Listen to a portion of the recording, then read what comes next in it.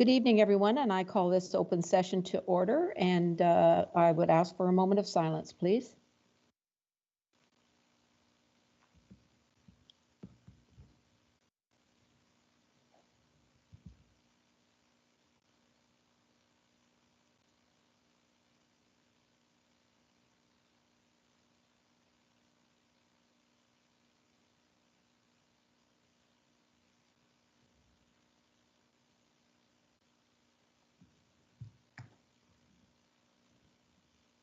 Thank you. Scugog is situated on treaty land that is steeped in rich Indigenous history. Today, we acknowledge that we are gathering on the traditional territories of the Mississaugas of Scugog Island First Nation.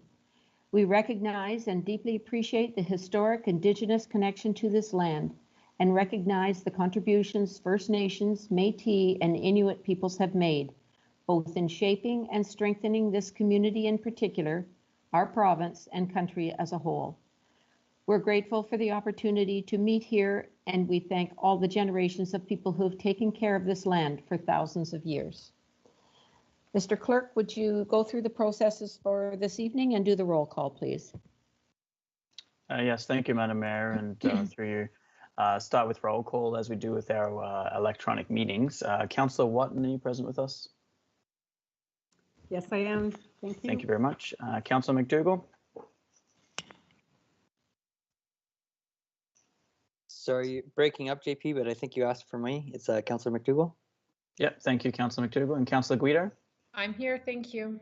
Thank you. Councillor Ross? Present, thank you. Thank you. Councillor Kieserbrink? Present. Thank you. And Councillor Brown? Present. Thank you very much. Madam Mayor, I can confirm that we do have quorum for this meeting. And just announcing staff that are present with us this evening in alphabetical order. We have Adam DeBecke, Carol Coleman, CAO Ken Nix, Kevin Heritage, Lee Fleury, Laurie Bowers, Fire Chief Mark Burney, Robin Prentice, Sandra Fry, Shauna Cornish, Terry Barton, and I think I said Robin Prentice, and myself. That is the staff with us this evening. I would ask that everyone please mute your mic while not talking. This will avoid any background noise that may occur where you are and will avoid any echo in the audio. Please use headphones if they are available to you. This will improve audio quality. If you'd like to speak, please use the raise hand function in the meeting. The mayor will then call upon you when it is your turn. For members of council, if you leave your computer, please let the mayor know so the quorum can continue to be met. When moving or seconding a motion, please use the hand raise function, and the mayor will announce when who the mover and seconder is. This meeting is being recorded and live streamed to the Township's YouTube channel. We will be using electronic voting process during tonight's meeting. At the appropriate times, I will announce that the voting is open and council members will be asked to make a selection. Once everyone has voted, I will announce that the vote is closed. If for any reason a council member is unable to vote, please announce your vote verbally and say in favour or against. If the electronic voting system stops working for any reason, we will revert back to the mayor asking each council member for their vote. Thank you, Madam Mayor. That concludes my opening statement. Thank you, Mr. Clerk. And this is your last meeting with us, JP Newman. And I will talk more about that later. But in the meantime, we welcome Lee Fleury, who is going to be standing in for you for a couple of days a week, as I understand. And I will welcome Lee, and I would ask our CAO, Ken Nix, to talk about Lee and introduce her more formally. Mr. Nix. Thank you, Madam Mayor. As you mentioned, Lee Fleury will be standing in as our acting clerk during the period of time between JP's official leaving and the time that we are able to fill his role or fill the role of clerk. She will mainly be looking in terms of the statute or working towards managing the statutory duties and meeting responsibilities of the clerk to ensure that these responsibilities are done appropriately in the meantime. So having said that, I would like to introduce Lee. She is the region's legislative officer and deputy clerk pro tem, and will be helping us over the next couple months. I really wish to thank Lee for agreeing to help us and to thank the region for allowing Lee to participate. And I'm sure you'll all join me in saying that we look forward to working with her. Thank you. Thank you very much, Mr. Nixon, and a very warm welcome to you, Lee. And I know that after working with us for a couple of months, you won't want to go back to the region, I'm sure. So I call now for disclosure of pecuniary interest and the nature thereof. And I understand, Councillor Kiesebrink, you have one? Yes, thank you, Madam Mayor. 6.1, just declare pecuniary interest because I do have a rural tourism event-based business where a family livelihood would be impacted. Thank you. So that is 10.1.6 you're talking about, and 7, is that? Yes, thank you, Madam Mayor. Okay, thank you. Any other disclosures of pecuniary interest? Seeing none. Matters from closed session, we just had a short meeting before this open session, and we approved minutes from a previous session. And now, any announcements from council? Councillor Kiesebrink?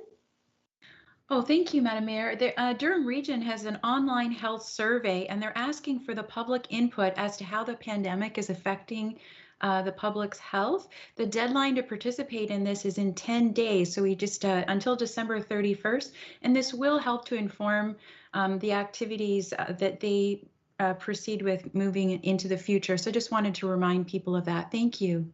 Thank you. Are there any other announcements from council? Certainly is a busy time of year, but not the events that we're accustomed to for this time of year. Councillor Brown? Thank you, and through you, Madam Mayor. I got an email from Lori Bowers, who is with us tonight, and I'll ask her to sort of chip in. But it's regarding the Bakersville Animated Gingerbread Village, and it's a history video. I went online and watched it for quite some time. Anyway, it was fascinating to see the creations and the creativity of the people that do this sort of thing year after year after year. So if you get an opportunity, please feel free to do so. And Lori, feel free to chip in where you wish upon what I'm saying. Thank you, Councillor Brown. Ms. Bowers, would you like to expand on that? Thank you, Mayor. Thank you, Councillor, for bringing this up.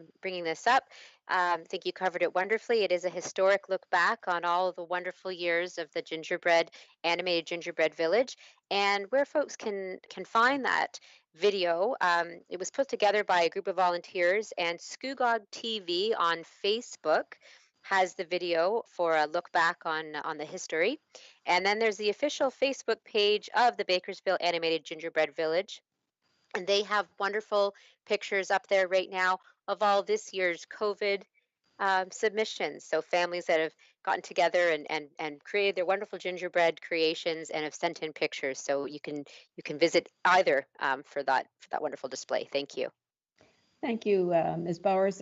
This is a long-standing tradition in Scugog Township, and I'm so happy that they have found a way to carry it on for this year, despite what we're going through. Thank you very much. Any other from council? Seeing none, I'll call on our chief, Mark Burney, please. Thank you, Mayor Drew.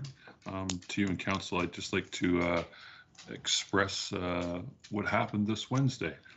This past Wednesday, the fire department had the honor of filling the north reception room of Operation Scugog with toys.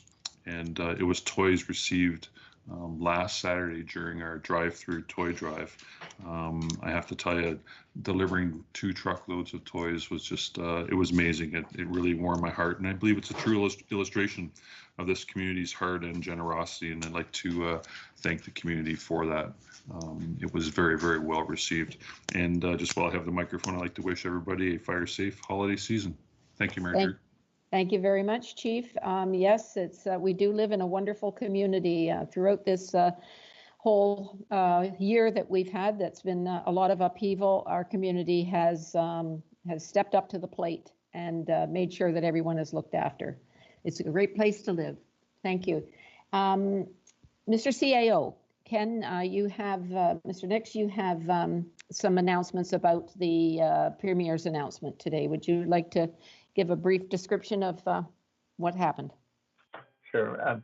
As most people are aware, the Premier made an announcement today indicating basically a province-wide lockdown effective 12/01 on the 26th. Scugog staff were prepared to move from the existing red into the gray zone, and we were ready to do so immediately. However, with the Premier's announcement, we need to take a couple of days to understand that to ensure we understand what it fully understand what it means for the municipality, and we'll be reviewing the details and putting out public announcements as soon as we are assured that we are in compliance and understand the details. This for sure will occur before we leave for Christmas break, and it is a period of time that the province has recognized, again, the severity of it and the potential of the holiday season to increase the spread of COVID. So it's something that's very serious and has been announced by the province, and we'll be making more communications when we're confirmed the details.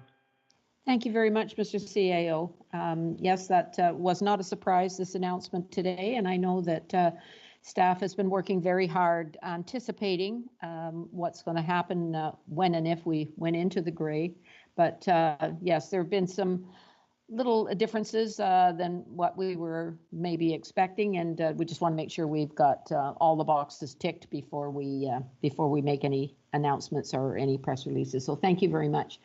There are no presentations or delegations. We are now on the consent agenda, and I have 10.1.4, 0.5, and 0.6 pulled, and 10.2.1 and 10.2.6. Are there any other polls? Seeing none. Thanks very much, everyone, for letting us know beforehand. These meetings that are held this way are sometimes a little tricky, so thank you very much for letting us know ahead of time. On all the others, could I have a motion, please, to receive? Councillor Kiesebrink, Councillor Brown.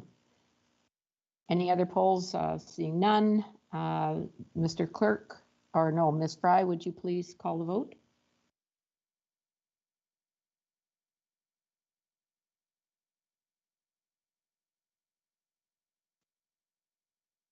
Open for voting, Madam Mayor. Thank you.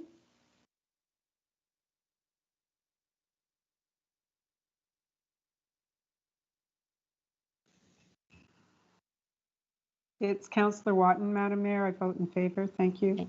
Thank you.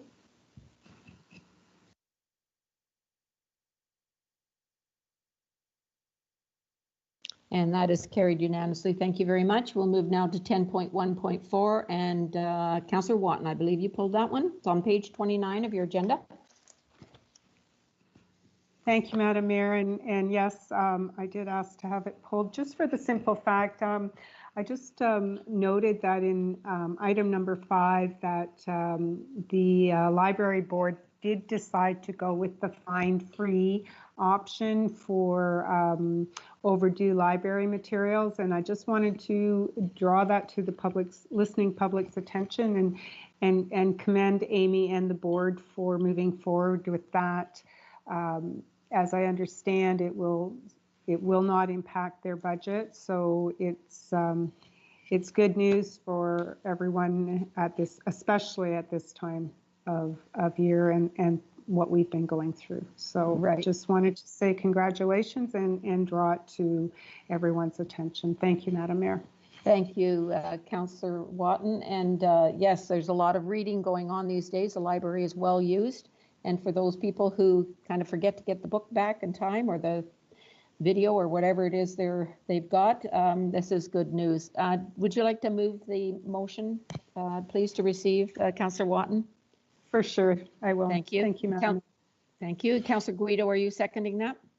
Yes, I am, Madam Mayor, and seconding with a comment as well, if possible. Yes, go ahead. Thank you. And further to what Councillor Watton said, absolutely, our CEO of the library, Amy, did an amazing job to ensure that it does not impact the budget. And I would like to commend her for creatively thinking of a solution without impacting the budget line items. And studies have proven with this fine-free that library materials that are really outdated but are found are returned when there is no fee imposed versus if there was a fee or a book replacement required. So this certainly is going to go a long way in our community. So thank you very much, Amy and the board. Thank you, Councillor Guido. Are we ready to call the vote? I don't see any other hands up. Ms. Fry, could you call the vote, please?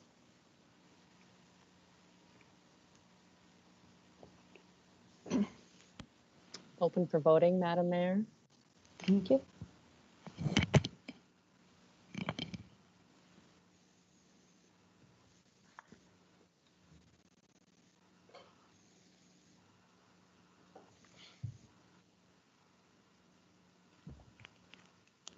Just waiting for Councillor Watton, Madam Mayor. Yeah, I'm only seeing the in progress, so I'll vote in favor again. Thank you. Thank you. And that is carried unanimously. Thank you. The next item is 10.1.5. It's on page 31.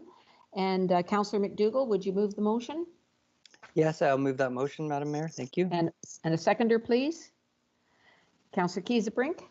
Go ahead, Councillor McDougall. Yes, Madam Mayor. Let me just find my questions here. I was reviewing the minutes for EDAC here, and it was in 6.1E, and I think that's page Page 4 of the report and right. page 34 of the agenda, right? Yes, thank you, Madam Mayor. It was with washroom accessibility is very important to the BIA members. As well, further in this agenda, it was also discussed under 7.2 with the MSIFNs that spoke to the washrooms at the visitor center and the complications in terms of making those accessible. I'm just wondering, in the new year, will we have an opportunity to possibly have accessible washrooms in some form of visitor center or somewhere downtown? I know that, you know, as a municipality, we are funding this visitor center that has inaccessible washrooms that are difficult to open under these current situations. Thank you. Director Heritage or Mr. CAO, I think you've been involved in those discussions about washrooms downtown. Who would like to take that, please? I would be glad to start. Thank you. I followed up with a couple of the parties involved, and they were looking at a shorter term solution while the facility, the visitor convention, or the facility that the chamber occupies until it comes online. And the last conversation I had with someone was they were going to step back from a short-term solution because they understood that there is activity from the landlord and the chamber in order to get that washroom underway at the chamber building. So that's the latest update that we have, and we will keep in communication with them and let council know if any changes occur. Okay. Thank you very much. Further, Councillor McDougall?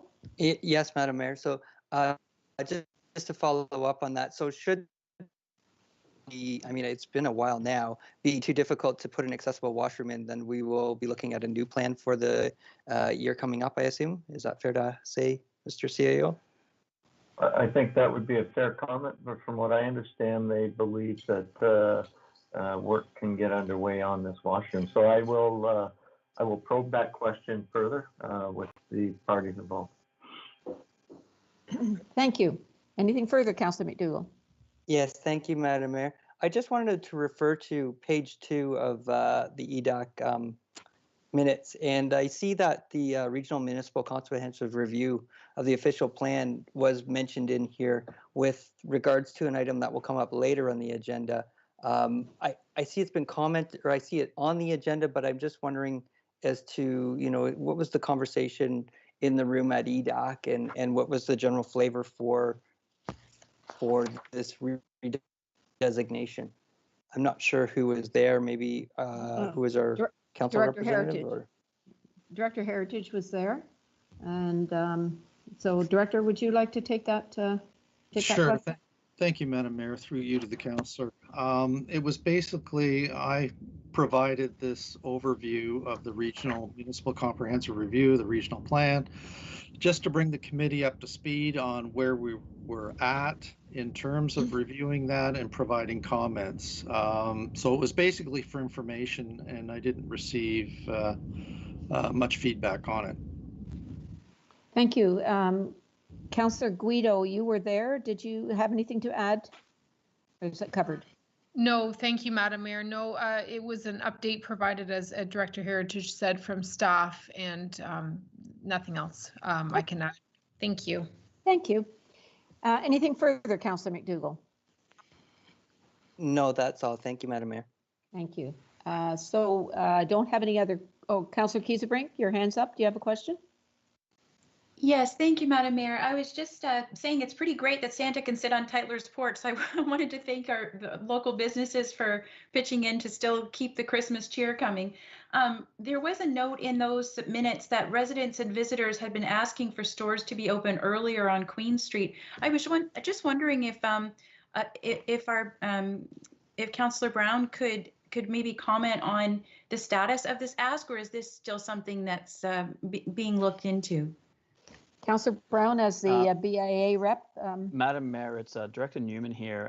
Councillor Brown's internet just went out, and I'm just sending him the phone-in information right now. So he's just unavailable for a couple of minutes. Okay. Do you have any further questions, Councillor Kiesebrink? No, Madam Mayor, that's good. Thank you. Okay. I don't think it would affect the vote. So perhaps, is he back yet, Mr. Clerk? Not yet, Madam Mayor. I'm just trying to send him the information now to phone in. His internet is out. Madam Mayor, I can talk to him later. Not a problem. Okay, thank you. So we'll go to the vote then, please. Ms. Fry?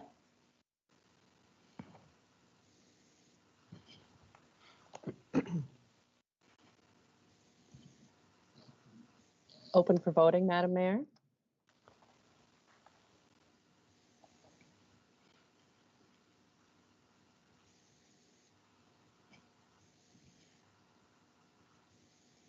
Just waiting for Councillor Watton, Madam Mayor.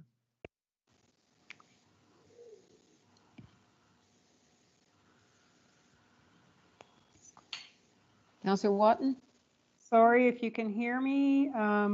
I vote in favor. I don't know what's going on. I'm going to leave the meeting and sign in again. Thank you. Okay, thanks. Madam Mayor? Oh, you're back. Yeah. We're voting on the minutes of the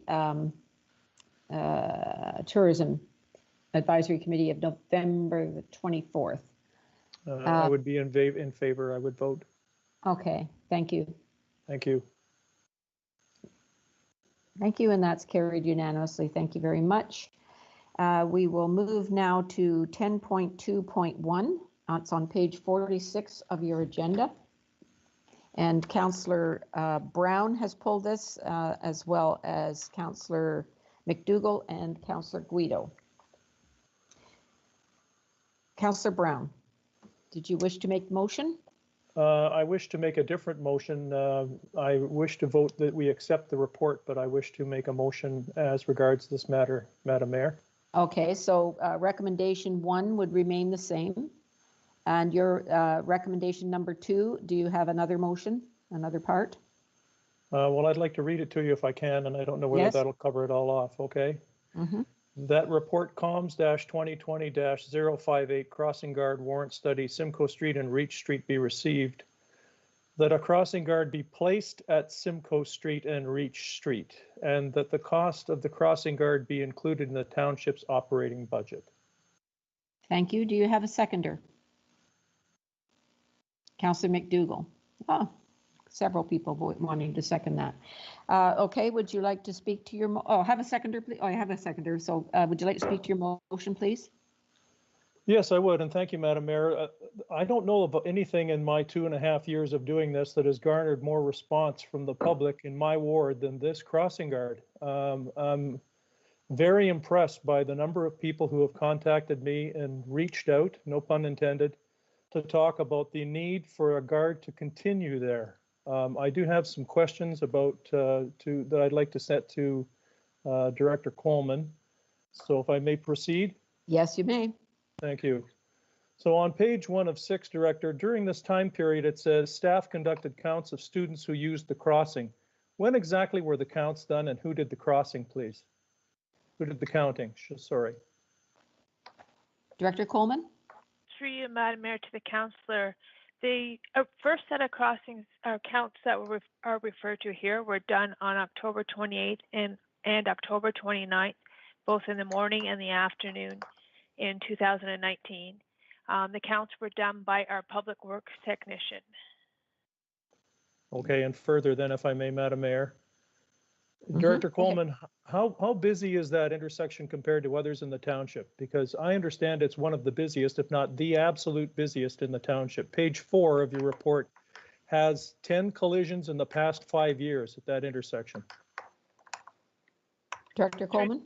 Through you, Madam Mayor, to the councillor, yes, I would classify as, without having all the statistics in front of me, as being one of the busiest ones at least in the built-up area of Port Perry, for sure. Okay, page 3 of 6. Student volume is the number of students from JK to grade 5. So what about kids, other kids that are older than that? And there's a high school in the area. How do they count, or do they count? Through you, Madam Mayor, to the councillor, when we did the counts, we did count all the students crossing, and we classified them as either elementary or high school age. Usually when we count the elementary ones, we'll err on the side of caution. So while we report JK to grade 5, they usually actually include up to grade 7 or 8. We counted at the same time 4 high school age students using the crossing as well. But according to the OTC, the Ontario Traffic Council School Crossing Guard Guide, high school students are not to be included in the count. Okay. Having looked at this, I am absolutely not in favor of removing the crossing guard. I think it would be a grave mistake. I think that is one of, as we've talked now, that is one of the busiest intersections in this township, and I think that counts for an awful lot. I know if I had children using that crossing, and mine are older, that I would be extraordinarily uncomfortable with removing a crossing guard once one had been placed, especially at that particular intersection, as opposed to some others.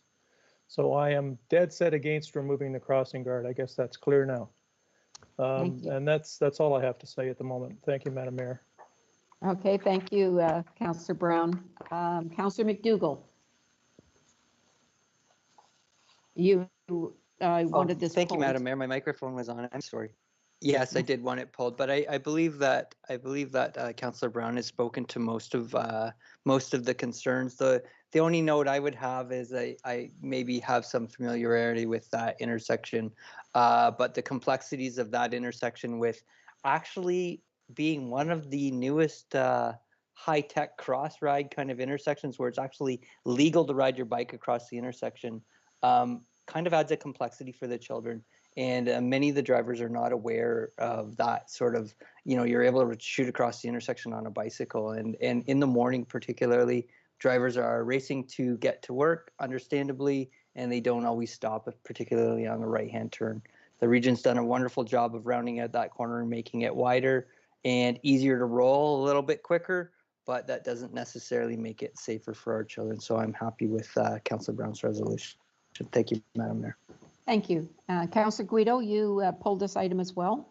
Thank you, Madam Mayor, and Councillor Brown did a wonderful job expressing my concerns. I have no further comments. Thank you. Thank you. Councillor Kiesebrink, your hand is up. Is that for this? Yes, thank you, Madam Mayor. I just wanted to say thank you to the region.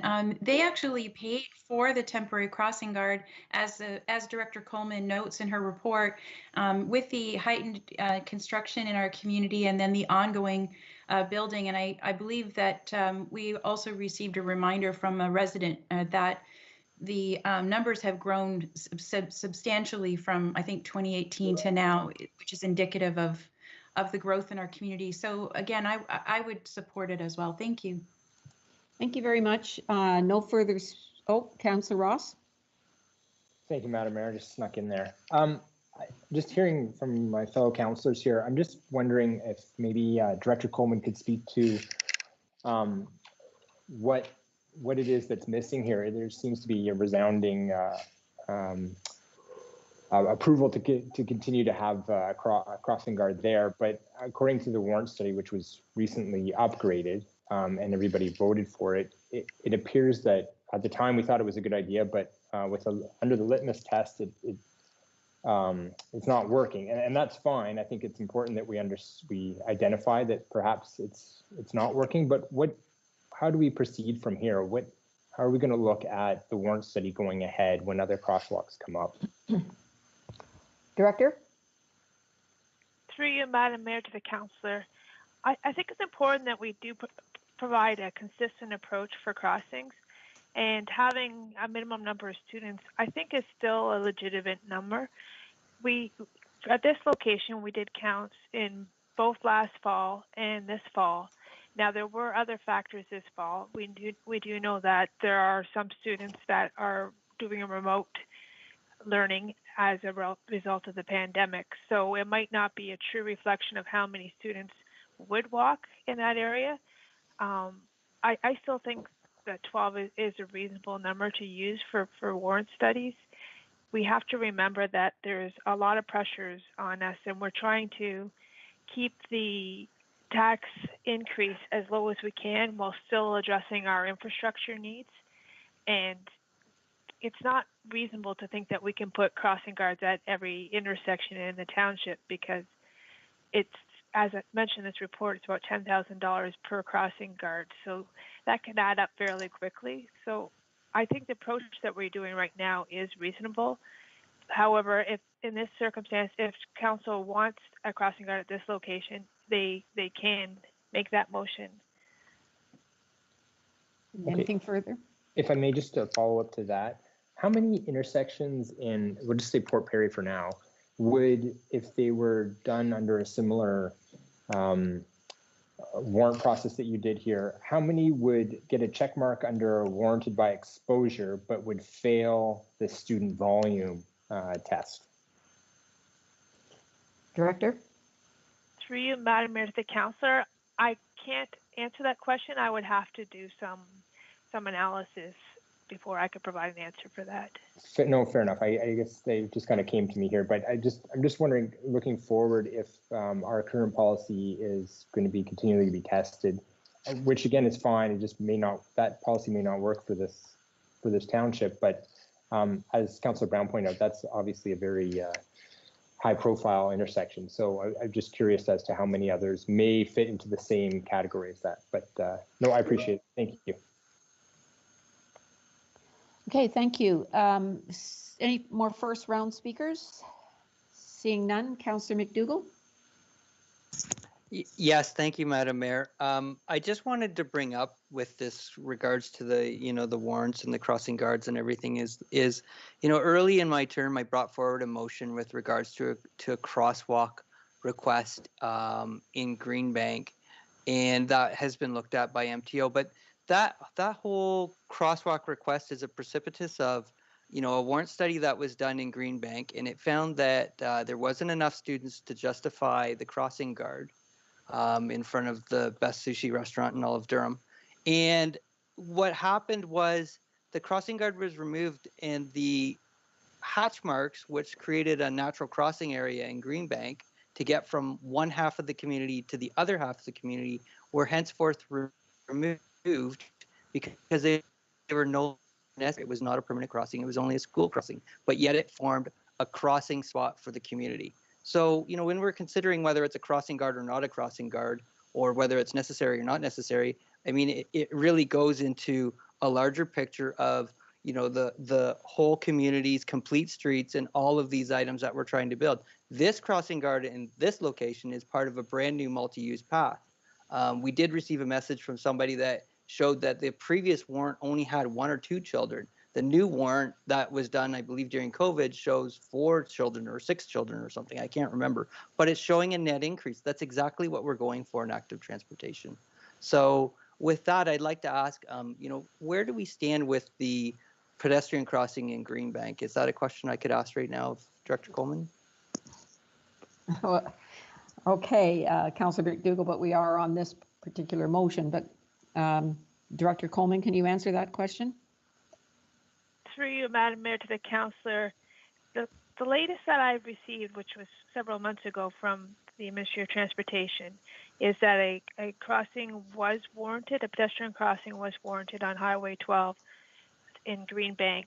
However, it had to go into their pool of projects and be funded. And I haven't heard anything more recently, but I did reach out to them today after some correspondence with Councillor McDougall, and I will provide an update when I receive it. Thank you. Further, Councillor McDougall? No, that's all. Thank you, Madam Mayor. Thank you. Okay, that exhausts the list of hands up. So Ms. Fry, could you call the question, please? Open for voting, Madam Mayor. Thank you.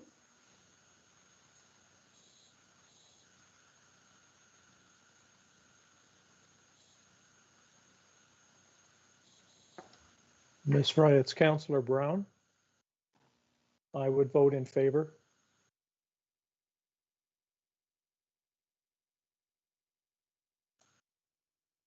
And that's carried unanimously. Thank you very much. Ms. Fry, did I miss 10.1.6 on page 37? Or Mr. Clerk? I'm sorry, Madam Mayor, I missed it as well. Okay, Mr. Clerk, I didn't poll 10, or I didn't call for 10.1.6. Missed it? Madam Mayor, you'll have to check with Ms. Fry this evening. She's keeping track of that. Okay, I guess I didn't, because I got a note from Councillor McDougall, who has pulled it. So Councillor McDougall, please go ahead, and it's on page 37 in your agenda. And did you want to make the motion? Thank you, Madam Mayor. I'll make the motion to. Thank you, and Councillor Kiesebrink has seconded it. And your question? Yes, thank you, Madam Mayor. Sorry if there was any confusion for, I thought I checked the list when we consented, but I wasn't sure if I had missed it or not. So yes, you had 2 in a row, and that's why I missed it. So go ahead. No worries. Thank you, Madam Mayor.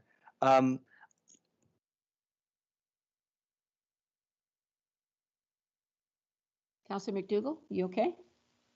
You're muted. I'm muted. Sorry. Thank you, Madam Mayor. One of the questions that I had on this agenda has kind of been answered. It was with regards again to the washrooms. The BIA is looking for accessibility, and I think we covered that in the previous agenda with regards to EDAC. The second item I was going to ask about on this agenda, I believe it's on 2, and it talks about the public perception versus council's intention versus what the BIA was trying to accomplish in terms of the open streets. The closing of Queen Street and creating an open streets environment. If I understand correctly, my support came for this based on the fact that the BIA was the one requesting that this street be closed. Is that correct? No, they did not request that the street. Well, they agreed to close the street for safety reasons during COVID to allow people to distance. We can answer that. Ms. Bowers, you were at that meeting.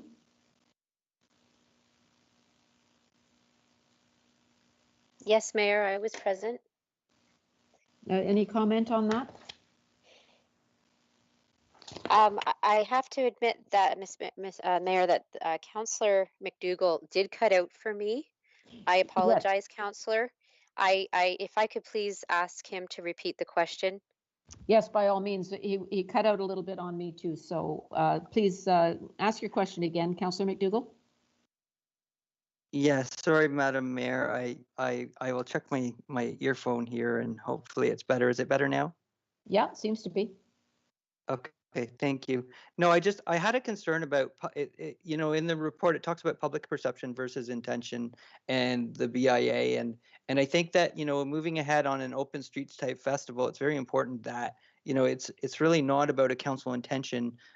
Open streets is intended to be an organic type thing, and as I've always mentioned to people, you know, when the streets gets closed for, you know, an Easter egg hunt or you know, a street parade, that is an open streets type festival. And so, you know, the idea that there might be some kind of council intention, I don't believe that's fair. It's really Nope, you're cutting out. so I'm very Sorry. concerned by this. Oh, sorry. I might switch off my mic. Have you got your headphones on? Headphones on? No. Did you get enough Did of you the question? I'm getting feedback now. Everybody's microphone off, please. Okay. Ms. Bowers, did you get the question this time? Thank you, Madam Mayor. I do believe I understood the gist of what Councillor McDougall was saying. I wanted to offer that the open streets conversation, though we learned a lot from our trial of opening the streets for during COVID, that as I understand, there's a task force coming together that perhaps maybe Director Heritage or maybe Ms. Prentice, if she's available, can speak to further. But any future thoughts on this particular topic will be done in full consultation with all the stakeholders involved. Councillor McDougall, does that answer your question? Yes, it does. Thank you. Okay, Madam Mayor. Thank you. Did you Yes, want it does. Sorry. Thank you, Madam Mayor. Okay, thank you very much. No, that's good. Thank you. Any further questions? Councillor Kiesebrink, your hand is up. Is that for this item? Yes, thank you, Madam Mayor. Just to bring some clarity, as the BIA backup representative who participated in this, I just want to say that it's important to note that this street closure was not undertaken as a tourism endeavor. It was actually a safety measure to keep people safe accessing stores that were either closed to the public or were serving through doorways or had limited access. Council actually voted June 22nd to endorse the idea, but only if Chamber and BIA agreed, and only for a limited time. This was before wearing masks was generally accepted and mandated to be worn in businesses. There was a significant call from the public for the township to close the street for safety. Many were choosing not to even go downtown at all. It was a dark time. It was a difficult time. We feel very sorry for everyone. All of us, we've suffered, especially our downtown businesses. I want to thank Mayor Drew and the staff who worked really hard on all the plans to facilitate the business needs for parking and portable washrooms. The BIA and the Chamber were amazing, who helped facilitate during this difficult time. I especially want to thank Brigitte McLeod, the BIA chair, who worked tirelessly, saying we want to do the best for Port Perry and the best for the business community. So absolutely, Council will await the direction and work with the BIA and the Tourism Advisory Committee and this task force. Our goal is to support everyone. There was some confusion with respect to what the purpose of it was for, but I just kind of wanted to redirect all of us back to those times where it was so difficult and everybody did the best they could. Thank you, Madam Mayor. Thank you, Councillor Kiesebrink. I see no further hands. Ms. Fry, could you call the question, please? Open for voting, Madam Mayor. Thank you.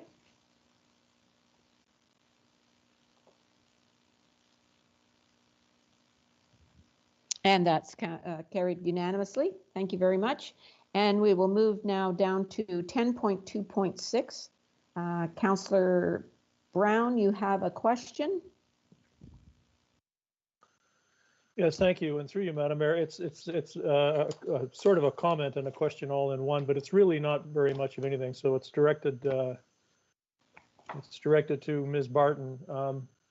and through you, Madam Mayor, on page 4 of 6 of your report, Ms. Barden, it's just a comment, 47% cheaper with the LED lighting. If I get those numbers correctly, that's incredible, and no COVID effect there, right? Through you, Madam Mayor. Yes, that is correct. Those are, as we sit, I compared last year's numbers to this year's numbers, and we're saving 47% in that Wow, that's line. sensational. Wow, that's great. And just going over the whole of your report, the operating results. So would you say that we're okay financially in your estimation, if I can ask that question? Sure, through you, Madam Mayor. Yes, I have looked at a lot of the numbers and did some more estimates, and I think we will look okay by the end of the year. And if we do have some sort of shortfall, we do have that COVID startup money to help us get through. Great, that's good. Thank you. Okay, thank you very much. And I think Councillor McDougall, you had a question on this.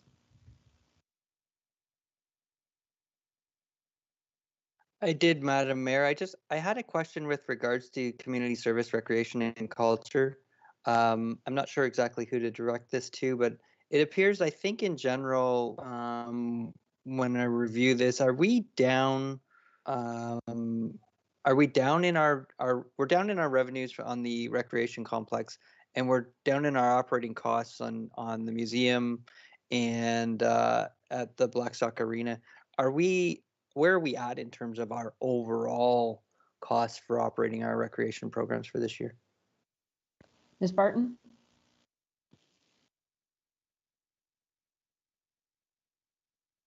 Through you, Madam Mayor, I'm just looking. I would have to go in and look exactly to see exactly where we are at that point. But I believe my detail will show you at the very end. It does say what we are. If you scroll down to the bottom of the rec area, it will show you where we are sitting percentage-wise in that category. Keep scrolling down. Yep. So under at each of these, there's also that percentage of what we have left to spend, or basically our revenues less our expenses. So on those, I'm not sure if maybe Director Coleman can add a bit, or even Ms. Cornish, as they dived into the numbers more deeply than I did. Through you, Madam Mayor, I'd be happy to address that. Please go ahead. Overall, in recreation, we are about 10% higher than we were last year at the same time, because as Director Barton mentioned, the revenues are down significantly, but our costs are down as well. But overall, we are a little bit higher than we were last year. Our total to date is 1.1 million in recreation and culture, and last year was about 1 million. Okay. All right. But we've made up in some other areas to cover for this. For instance, some of the recreation staff was redeployed to the parks area, and then we didn't hire seasonal park staff, but we kept the salaries for the recreation people in the recreation department. Okay, Councillor McDougall?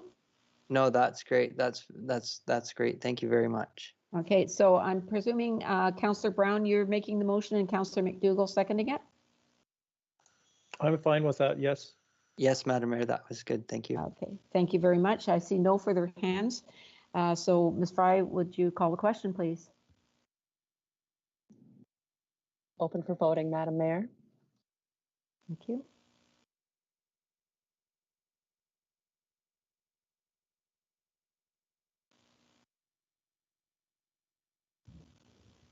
Thank you. That's carried unanimously. I just got a note from Councillor Guido, and I did check my emails, and yes, you did ask to have 10.2.4 pulled. I didn't have it circled, and I do apologize. So Councillor Guido, do you have a question on that? Would you like to make the motion? Thank you, Madam Mayor. We probably passed it in the consent agenda, so that's fine. Just a few comments regarding some of the fees that we are introducing in the fees and charges.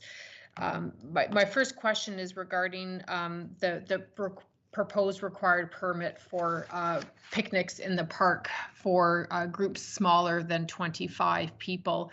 And in some dialogue with staff today, I have a better understanding, but I'm not sure if I totally understand what the ask is of the public. So if I have it correct, we're going to introduce a permit fee for non-residents to obtain prior to having a picnic in one of our parks in our municipality. Given that most of the visitors that come to our township arrive on a Saturday or a Sunday when our municipal offices are closed, my concern is, well, having this required permit meets some of the concerns that we found last summer with the overcrowding in the parks and the large picnics that were taking up a large majority of our park area. I fear that the good intention may fall on not deaf ears, that's the wrong wording, but it may not prove the results we're looking for. If our non-resident visitors come, they have no idea that a permit is required. And I appreciate that we're saying signs would be erected. Clearly not everyone reads signs. We experienced that this summer. What is staff's position on enforcing, and how do we foresee enforcing a permit when typically our offices are closed on the weekend when picnics do arise, and how would we enforce the permit? Oh, thank you. And I see our CAO's hand up, and are you prepared to answer that question, Mr. Nix? I think Director Coleman probably has been addressing this issue, and she's probably best to speak on it. Okay, Director Coleman. Yes, Madam Mayor. So, yes, it may not be a perfect system, but I think that we need to do something to control. It's not really picnics; it's more the people that bring barbecues to the park, and with large groups. So we also have a permit for larger groups, but for people under 25, we don't really have a system right now. So we'll use a variety of educational tools. As you said, signs in the parks. We'll also use social media. It'll be on our website. We'll work with our Lori Bowers to determine the best way to approach this educational component. And also at the start, we can issue warnings and not tickets. We're looking into electronic ways that people can do it on the weekends through our Perfect Minds software or our online payment options. So it's something that we'll be working out a bit as we go, but I think it's necessary to control the number of large groups in the park. And also the revenue will help to assist with our extra charges that our park staff have in dealing with the waste after these barbecues happen. And if you want more about how it will be enforced, I think that Director Heritage would be the best one to talk about that. I see our CAO's hand up. Did you want to address that, Mr. Nix, or Director Heritage? Director Heritage, and if there's anything else that he hasn't covered, I will add. Okay, Director Heritage, please. Thank you, Madam Mayor, through the councillor. The township or staff are looking at including a permanent part-time bylaw officer in the operating budget for 2021. That will enable us to cover weekends as well as evenings where a lot of these issues arise. So we'll be in a position probably by April of 2021 to move forward with this new position and be able to enforce any issues that we need to enforce from there on in. Thank you. Mr. CAO, did you have anything to add? Just that as part of what we'd be looking at for the online payment would also be in explaining what the obligations are for the individuals who are having a barbecue. So they are well aware of what their responsibilities are in terms of safety. I think it is combined with the additional part-time bylaw officer that we're recommending in the budget, as well as the potential for people coming to the waterfront and Scugog this year. I think it's a very, the education component will be strong, and that will be key in making it work. Thank you. Any further questions? Yes, thank you, Madam Mayor, and thank you for that clarification. Though I still am going to be a stickler on this, that many of the visitors to our town are not necessarily looking us up on Facebook or social media to see what's going on. And my fear is that our residents will have the expectation that we have this new permit in place. And if we're not enforcing it, I just worry that there may be confusion, though I do appreciate that this will help to offset the cost of our staff who are tasked with cleaning up, in some instances, horrible conditions after a weekend full of barbecue. So I really do hope that we can make this actually work where we are receiving fees for that permit. And my next question is for our fire chief. I am happy to see that we are now trying to recoup some costs that we have been providing free of charge or without a charge to certain areas. Chief, if you wouldn't mind just speaking to why we are now having a fee associated with some of the charges and services that we're offering, and how we think this will benefit our fire and emergency services. Thank you, Chief. Yep, through you, Mayor Drew, to the councillor. Thank you for the question, first of all. To be honest, a lot of these fees are forward thinking, I'd like to suggest. We pulled a lot of our comparators along with other departments to see what they're doing when it comes to fees and what have you. And when it comes to some of the things that we've introduced this year, there's an onus on the business, or perhaps there's a requirement of the business to do training, fire safety training, as part of their operation, what have you. And there's a lot of good enterprise out there that's quite capable of delivering this training. But business is smart, and in a lot of fire services, this type of, I'll use the fire extinguisher training as an example, that type of service is free of charge, because fire departments have not perhaps been tasked to deliver it and then see how much it's costing them on a regular basis. So again, when we did our research, we looked at what other fire departments are doing, and actually shared it with our neighbors. We're a growing community, and we're anticipating that some of these services will be, expected of us in the future. And, obviously I'm a cost recovery type guy. So if we do have to, or if we're called upon to provide this type of service, then, we'll be looking to recover our costs of staff and material. Anything further? No, thank you, Madam Mayor. Thank you very much. And again, I apologize for not circling that in the agenda. So, and that has already been voted on.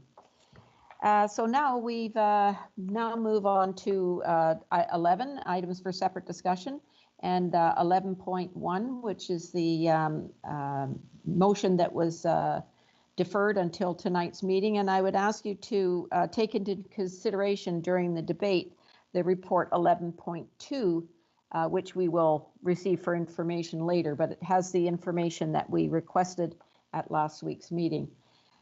So the original motion is Councillor Watton and Councillor Ross.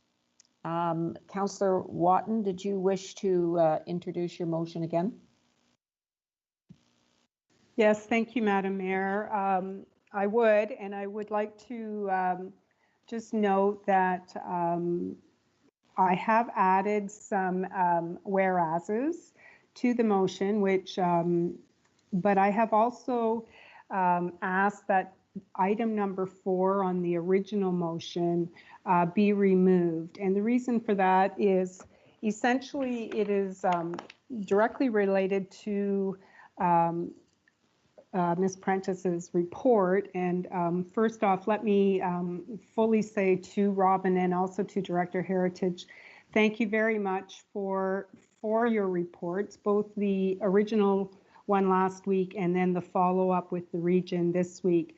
I truly respect the planning aspects that you've had to use to provide these reports.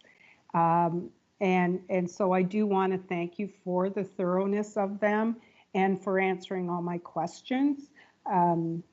As you can see, I am still would like to move forward with the motion.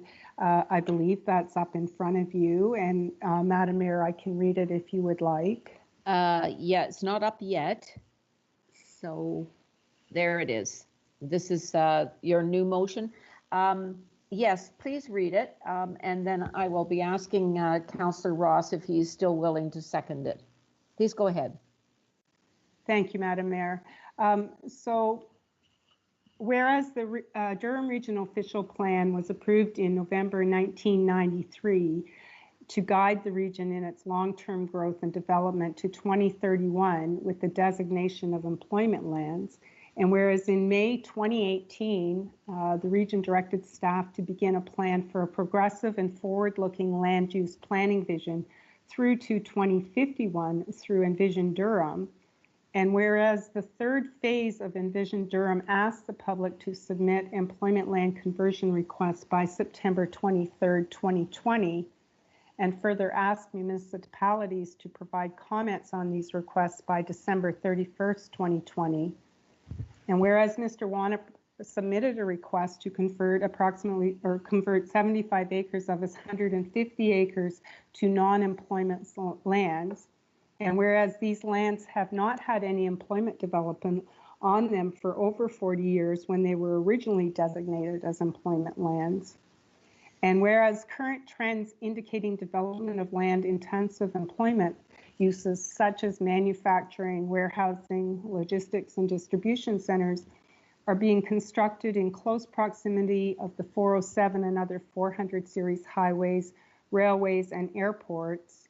And whereas a May 2020 report about the demographics and socioeconomic data for Durham region indicated that processing and manufacturing and utilities represented only 4.2% of the region's population, while business, finance, administration, sales, and service represented 39% of the population. Manufacturing and processing have been experiencing a decline in Ontario for many years, and attracting such businesses to Port Perry's employment lands will continue to be a challenge. And whereas the income and education profiles show the business management and public engagement represented 22% of the population, architectural, engineering, and technologies at 20.4%, and health and related fields at 14.4%, indicate a trend towards more service-based output and employment. Whereas there's a recognized need for more housing and housing choices, whereas wait lists will continue to grow for long-term care homes as new regulations come forward regarding patient accommodation and services, and whereas the region of Durham has committed to the commencement of an environmental assessment for development of a Port Perry pumping station, and whereas a letter from the Chair of Economic Development states, the lands for conversion are what industry players refer to as keys to development, allowing lands upstream to be serviced.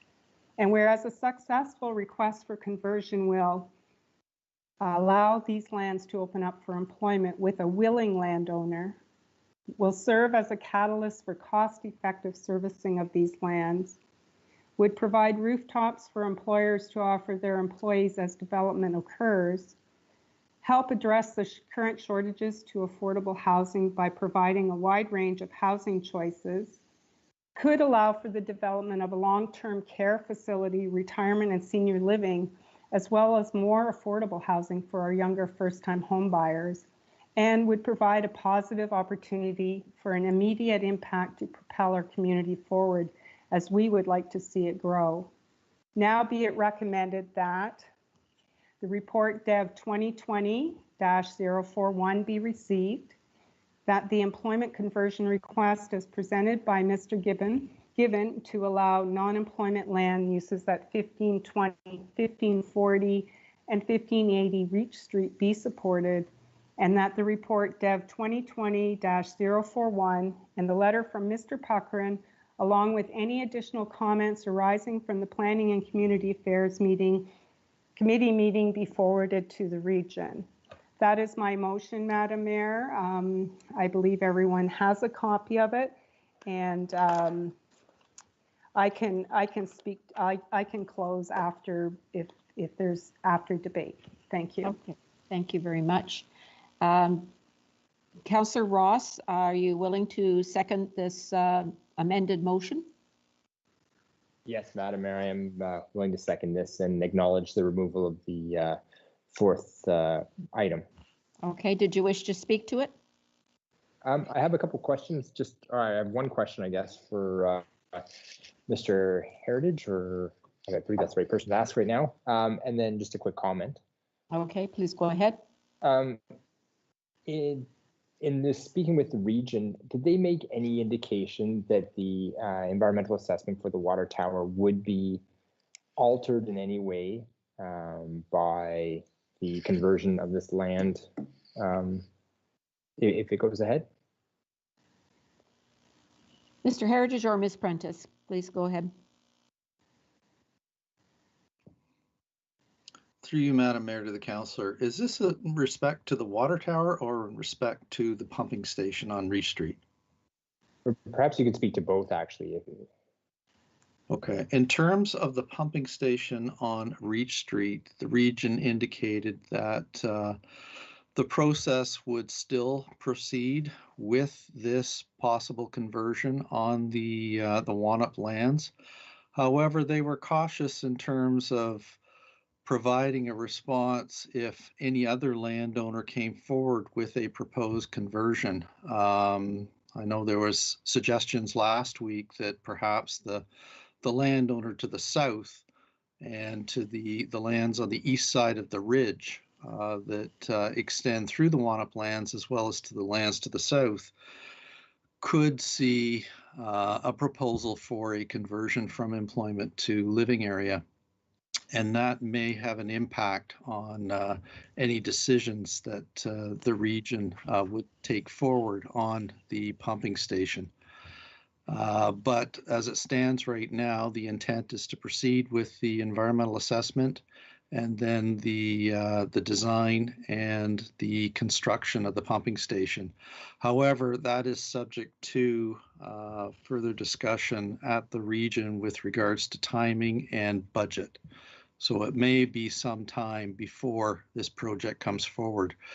You'll note that in the region's September report that went before Planning Committee and Regional Council, that the Port Perry employment area pumping station and the associated works was not included in the list of priority items for bringing servicing forward for other employment areas. So that is noteworthy. In terms of the water tower, I think Ms. Prentice would probably be the best person to respond to that question. I know the region has not made a decision as to whether the exact location of the water tower at this point in time. They're looking at either the south end of the Wanup lands or the northern end of the property immediately to the south. And it's to the east of Taylor Boulevard. But if Madam Mayor, I can hand that over to Ms. Prentice. Yes, please. Ms. Prentice? Thank you. Thank you, Madam Mayor. I don't have too much to add. The EA for the water tower has been complete, and that approximate area that Mr. Heritage just spoke to was the preferred site. So they are now looking at working with either Mr. Wanup or the landowner to the south with respect to getting some lands in order to construct and do the water tower. So they are still moving forward with that process, and that is potentially within the next couple of years, you will see that. Okay, thank you. That's great. Anything further? If I may, Madam Mayor, through you, Yes. just follow up to Director Heritage. You said that the region is cautious if any other landowners come forward. But just to be clear, we're just dealing on a case-by-case basis right now, and we're just dealing with the Walnut property. Nobody else has come forward, and that's not included in what we're discussing tonight. That's correct? Through you, Madam Mayor, to the councillor, that is correct. However, other landowners have an opportunity to come forward with their own application if they wish prior to the completion of the municipal comprehensive review at the regional level.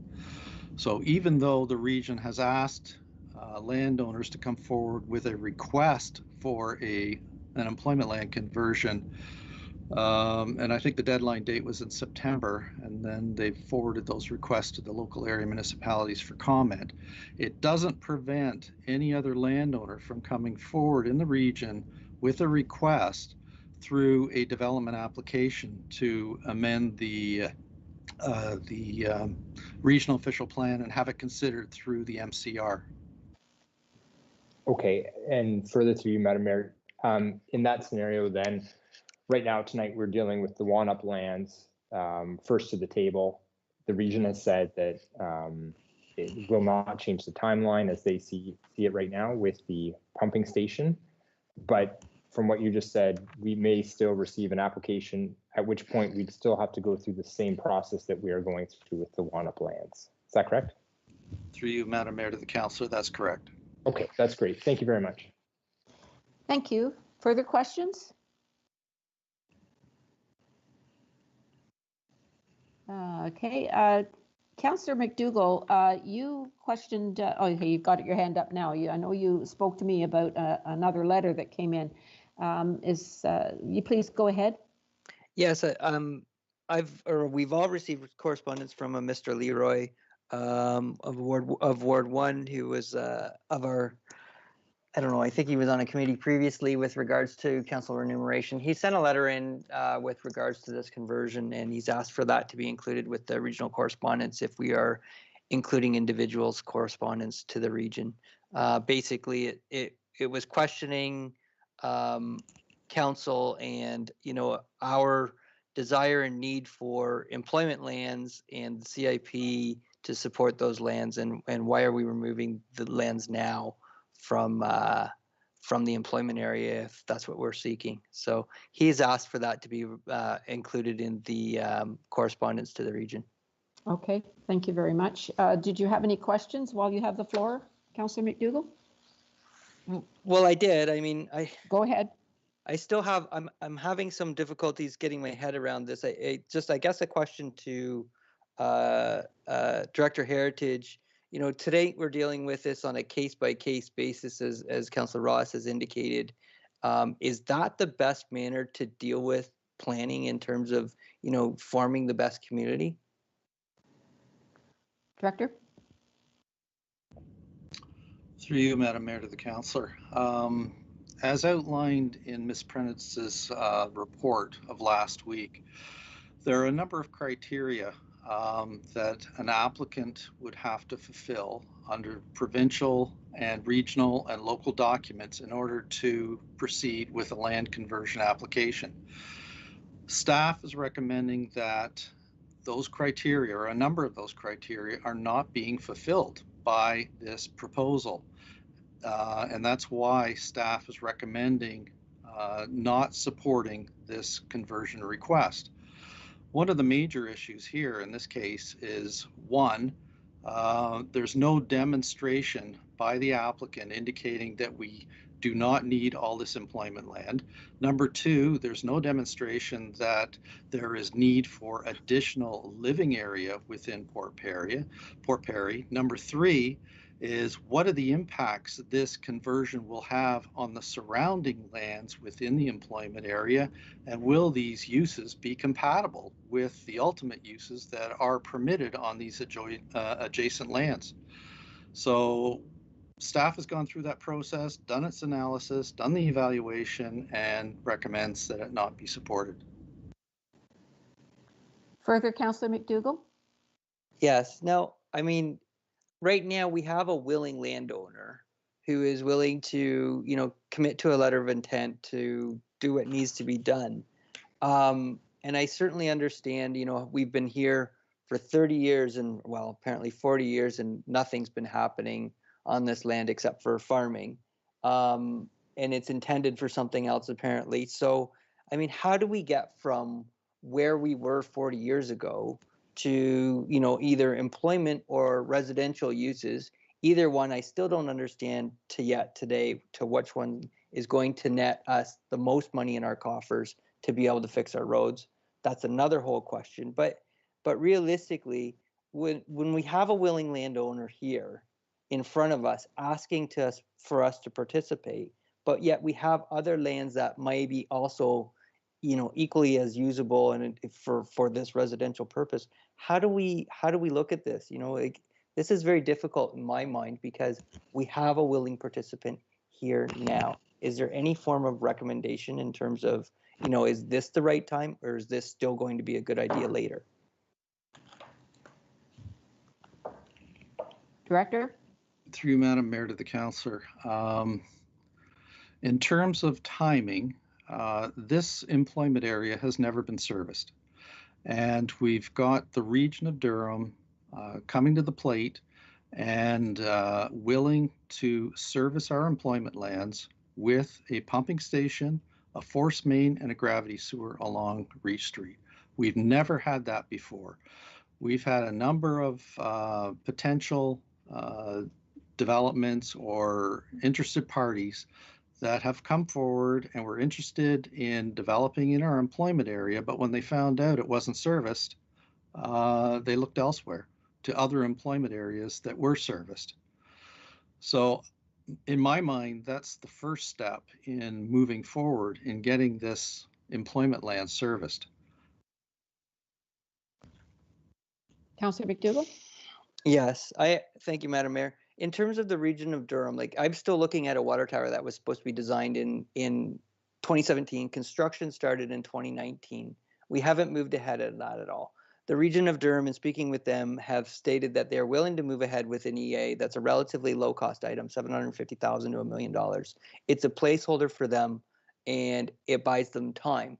I'm concerned that if we remove this employment land from our relatively easily, the east side of the ridge, which is gravity fed services, sewers to Sherrington Drive right now underneath the creek, at what point in time do we have a commitment that the remaining portions of the land will be serviced, will be serviceable through that pumping station? And, I'm concerned that if this jeopardizes that pumping station, is that pumping station something that we can construct, or how does it get constructed should the region of Durham decide that they no longer wish to construct that pumping station? Director Heritage, please. Director Heritage? Thank you, Madam Mayor, to the councillor. That pumping station is an extremely costly item. Pumping stations are the responsibility of the region. They're responsible for municipal water and municipal sanitary sewers.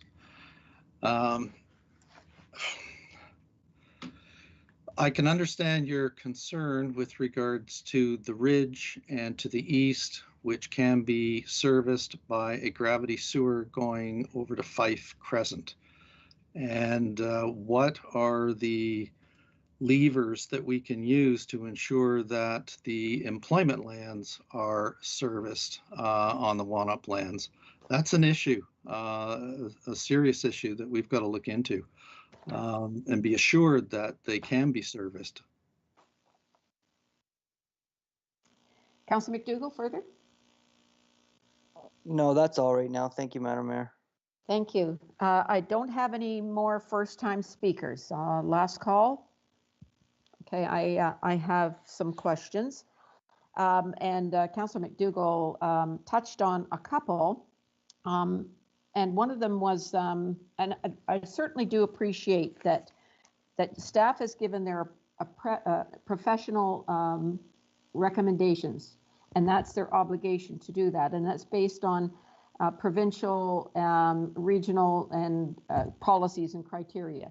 So I'm wondering, just very briefly, Ms. Prentice, could you reiterate briefly which provincial, regional, and local policies are not satisfied by this conversion? Sure, thank you, Madam Mayor.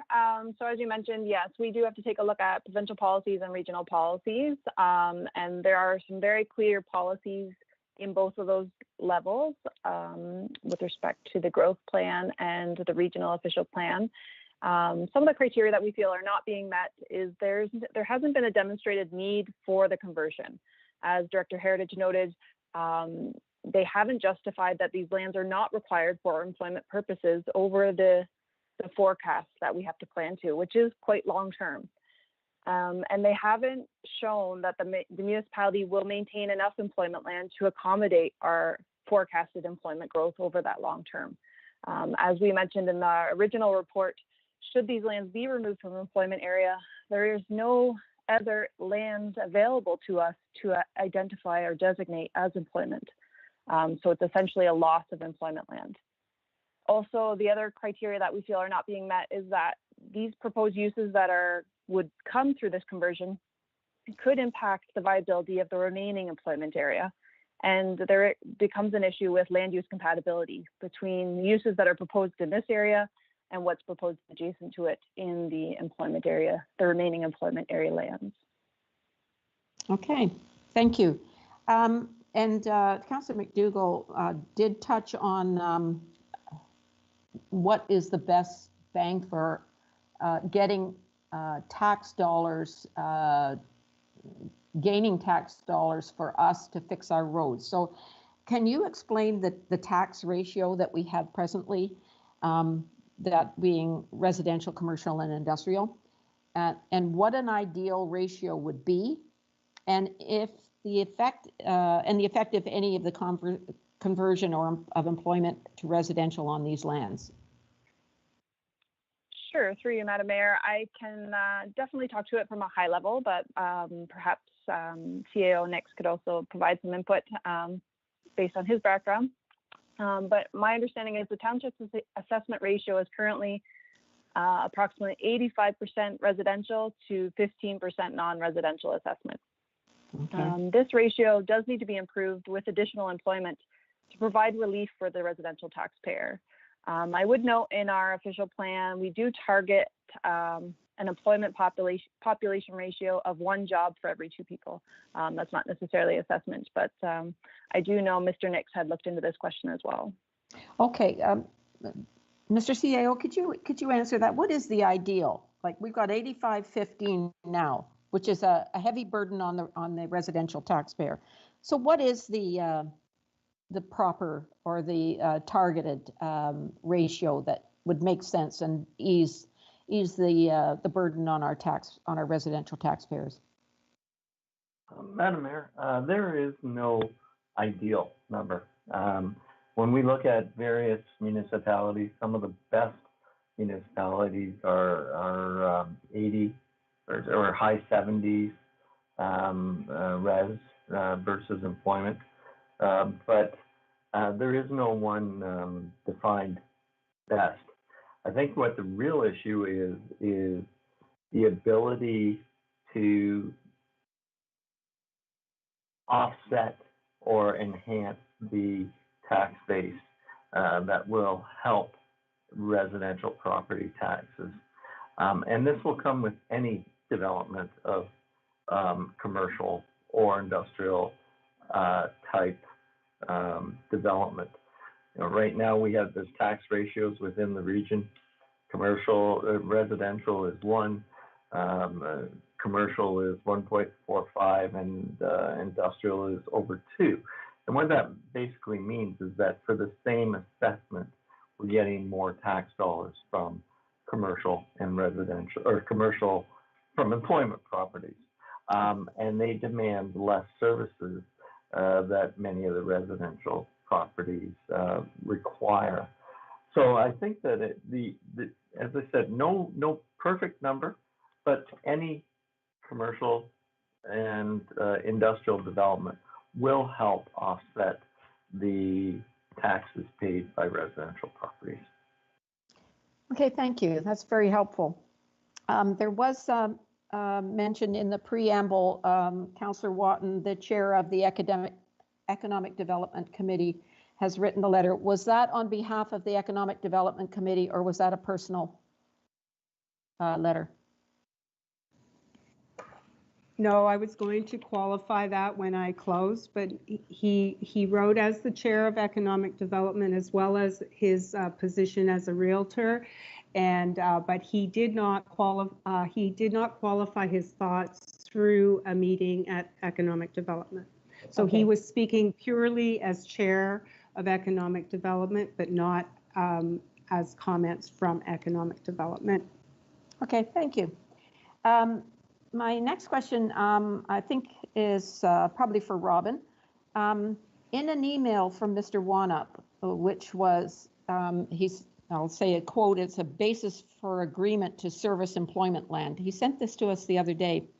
It's dated December the 18th, and it states, Mr. Wanup agrees to service the land on the south side of Reach Street with roads, sewers, and water for the lands shown industrial on the concept plan prepared by McCone Given Parsons on the following basis. And that was, I didn't finish writing this. Oh yeah, number one, he qualifies this, the conversion is approved. So he is prepared to do it on the following basis, that the conversion is approved by Scugog and Durham Council. So does this mean that unless we approve the conversion, that the rest of the employment lands are in jeopardy? Or is it just his land? Madam Mayor, I can't speak to that email. I didn't see it. But based on what you said, I'm not sure if he's just referring to his own lands. There is potentially different servicing options for the employment lands that could look at servicing other employment lands and are not necessarily dependent on Mr. Wanup's lands, if that's the question. But I can't speak to his intention if the conversion is not supported. Okay, Director Heritage, did you get that email? And could you answer that? Yes, Madam Mayor, I received that email. I think where he's coming from, or I think your question is, can the balance of the employment lands be serviced if Mr. Wanup does not proceed with servicing his employment lands at this point in time? Yes, he appears to only, and I'm sure I think I've got this right, is that he is saying he would only service the land if he got the conversion. Is that correct? And does that put the rest of the lands in jeopardy? That's my understanding, is that if the conversion is not approved, he will not be in a position to service his own employment lands. But as Ms. Prentice had indicated, there are other options to service the balance of the employment lands and not necessarily go through the Wanup lands at this point in time. Okay, that's good. Okay, thank you. And let me see, I think Robin would probably be, Ms. Prentice probably best to answer this. Okay, in the best case scenario, after the promised environmental assessment for the pumping station is completed and followed by the design and build, that would be a best case scenario, and that would be take probably about 5 years. And then along with the region's official plan, our official plan, say concurrently going on along with that. So we're still looking at 5 years. Best case scenario, when would we actually see houses built on that land, considering the market and the developer's business case, and all of the hoops that have to be have to jump through after that? So we say 5 years. The servicing is there.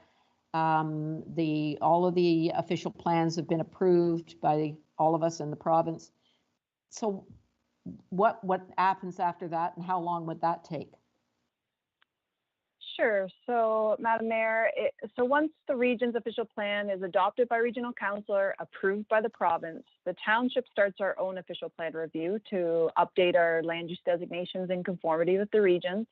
And that's a 2 to 3 year process So it's at least 5 years to get through official plan reviews at both the regional and local level, at which point either the township would initiate a zoning bylaw review to update the zoning as well, or site-specific applications would also be required to move development forward on the property. So it does depend on how long those site-specific applications take as to when you could start to see development in that area. So it's at least 5+ years, but I can't comment on the market at that point in time or the developer's business case. No, that's true of any developer. So, he would have to go through a rezoning and other hoops. Would the employment lands, if that was left as employment lands, would there still be those delays? There wouldn't be a rezoning then, would there? No, the land is already zoned for employment uses.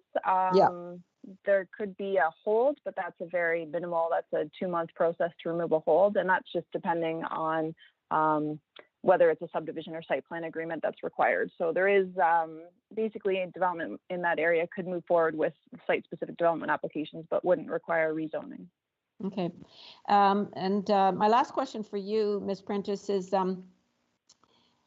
it fair to say that the concept plan, and I know we're not talking about the concept plan that was presented in the report, because we're basically just talking about, do we convert these lands or do we not convert these lands? But is it fair to say that the concept plan presented is likely to have many iterations before a final site plan of the conversion is approved? Yes, that's why I did note in the second report that the decision should not necessarily be tied to a specific plan. The decision at this point is just to whether you support the lands changing from employment area to living area at the regional level. There would be many discussions that would take place following that in terms of what land use designations at the local level then are assigned to it, and what detailed plans come forward for that site. So that's why we want to reserve the right to review that plan through those processes. Right. So the site plan that we were presented with, I guess when and if the time comes, it will be what the market could bear. So if the market wants all single detached, it could be quite a bit different from the site plan that we've seen in the report. Fair enough? That's fair, yes. Okay, thank you. Director Heritage, your portfolio includes economic development. Would you agree that employment land in Scugog, which is 15 minutes from the 400 series via Highway 12, would be more attractively priced than land along the 400 series corridors? Yes, Madam Mayor. That issue was discussed at length last week with Mr. Given, and he fully agreed with that as well, that the price of those employment lands immediately adjacent to 400 series highways garner a higher price than what would be garnered for the lands in the employment area, in the Port Perry employment area. Yeah, so it makes our land here more attractive, I believe, anyway. That's correct. My last question, Mr. Director Heritage, the senior levels of government have been advocating and supporting manufacturing and processing things like PPE and other products to make Ontario more sustainable, and Canada. Do you agree that this movement to the Made in Ontario or Made in Canada will change the economic demographic data? Madam Mayor, I just go back to the list of businesses that have been interested in any of the employment areas within the region of Durham, including the Township's, Port Perry's employment area. And there are a number of food processing facilities that have shown interest that would certainly help out our agricultural industry in the Township. There have been a number of distribution depots, industrial plants, manufacturing companies, and warehouses that have also shown interest. But as I indicated earlier, once they find out that our employment lands are not fully serviced, they look elsewhere.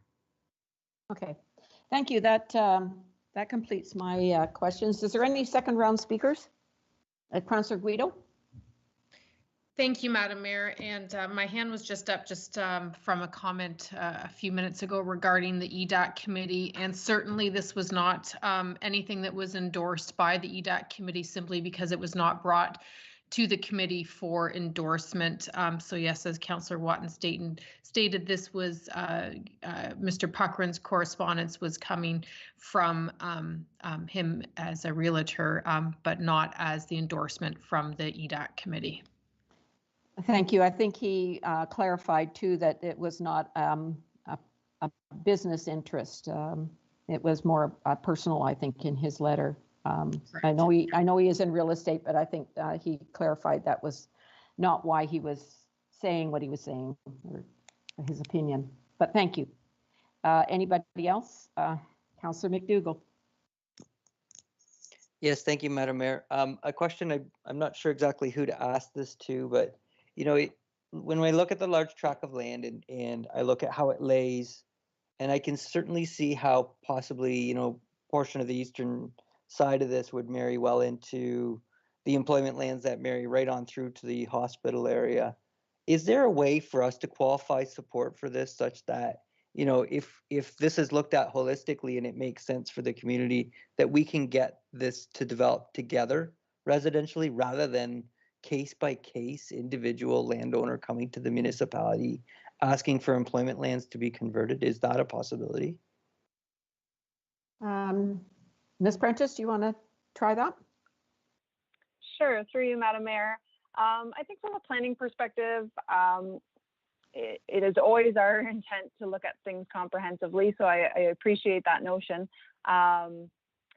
I think the region's end goal will look at all of the impacts of the conversions from a comprehensive level. So while we are just responding to the one that's in front of us, the region, through their growth management work and their review of the employment conversions, will kind of take that more comprehensive view with respect to how growth is being accommodated. I appreciate it might not be at the level of, from a township perspective, and that's typically what we would like at our level, which was another one of our reasons, but I think the region would be doing that comprehensive review. That's one thing to note. Should council at this level support the conversion request, it still has to go through the region and whether they choose to support it or not. Further, Councillor McDougall? No, that's all. Thank you, Madam Mayor. Thank you. Councillor Ross? Thank you, Madam Mayor. Just a point of clarification, just in your questioning, Madam Mayor, there was points brought up as to businesses and when they'd be available to come in based on the zoning. I just have a problem with this, and that with the answers that Director Heritage gave, is that the assumption is that they'd be ready to come in now. But to Director Heritage's point, is that businesses have been interested but have turned away because we don't have this land service. Can Director Heritage or Ms. Prentice please, can you just reiterate when the expectation is that the pumping station is ready to go? Director Heritage, you want to start? Sure, thank you, Madam Mayor, through to the councillor. Through our discussions with the regional staff this week, both Ms. Prentice and I were in attendance in that meeting. The only item that's on the table right now is the environmental assessment, and the environmental assessment will take 1.5 years to 2 years. And regional staff indicated that hopefully we'll know the results of the environmental assessment at the same time as the region's recommendation is on the employment conversion. So that will certainly help. In terms of the ultimate design and construction of the pumping station, that will be subject to further the business plan at the regional level, as well as the budgeting process at the regional level. And as I indicated earlier in response to another question, in the region's report, September report, it indicated priority areas for the extension of servicing in employment areas throughout the region. The Port Perry employment area was not on that list.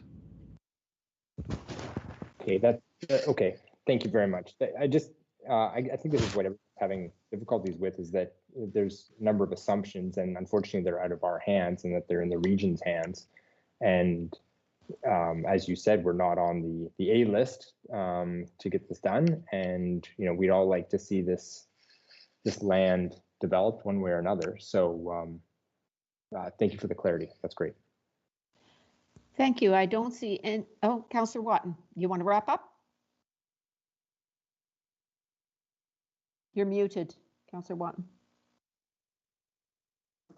Sorry, I will, but I do have a question. Go ahead. To Director Heritage. You've noted several times that that on the September meeting for the region, that Port Perry was not on the priority list. I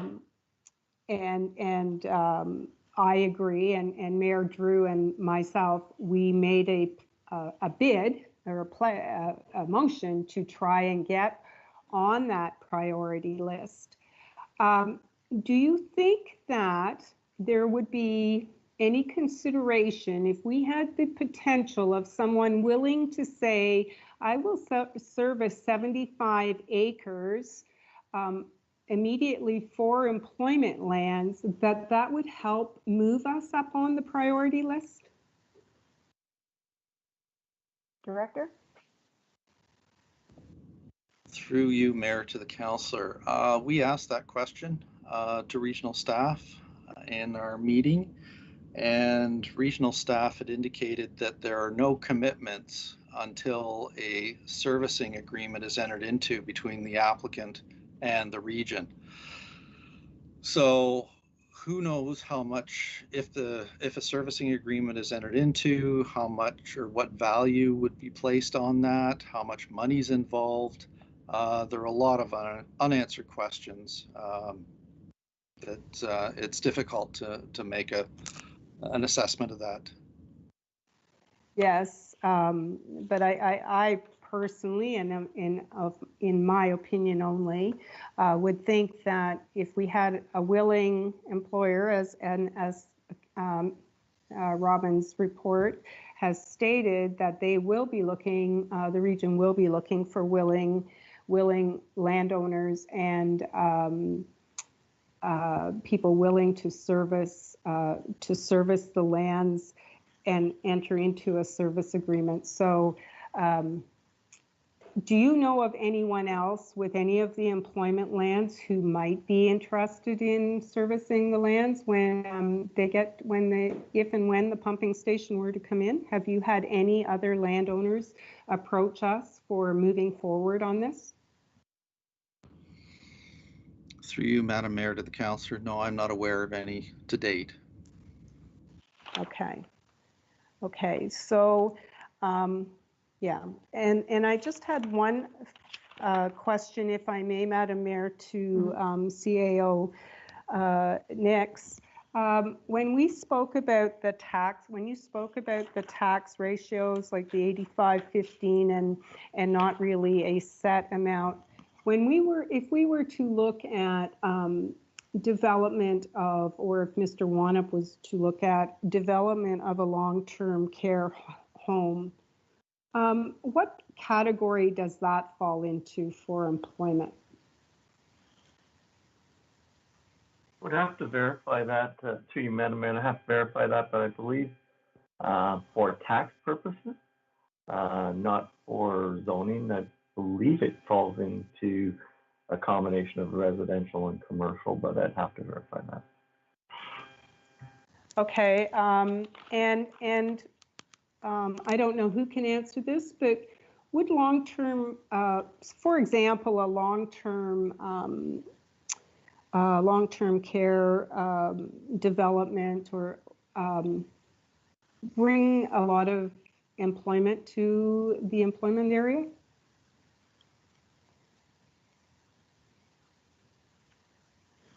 Robin here. Through you, Madam Mayor, it wouldn't technically be in the employment area. Okay, but all right. So let me rephrase that to Skugog then. There are jobs associated with a long-term care facility, yes. They're considered more population-related jobs.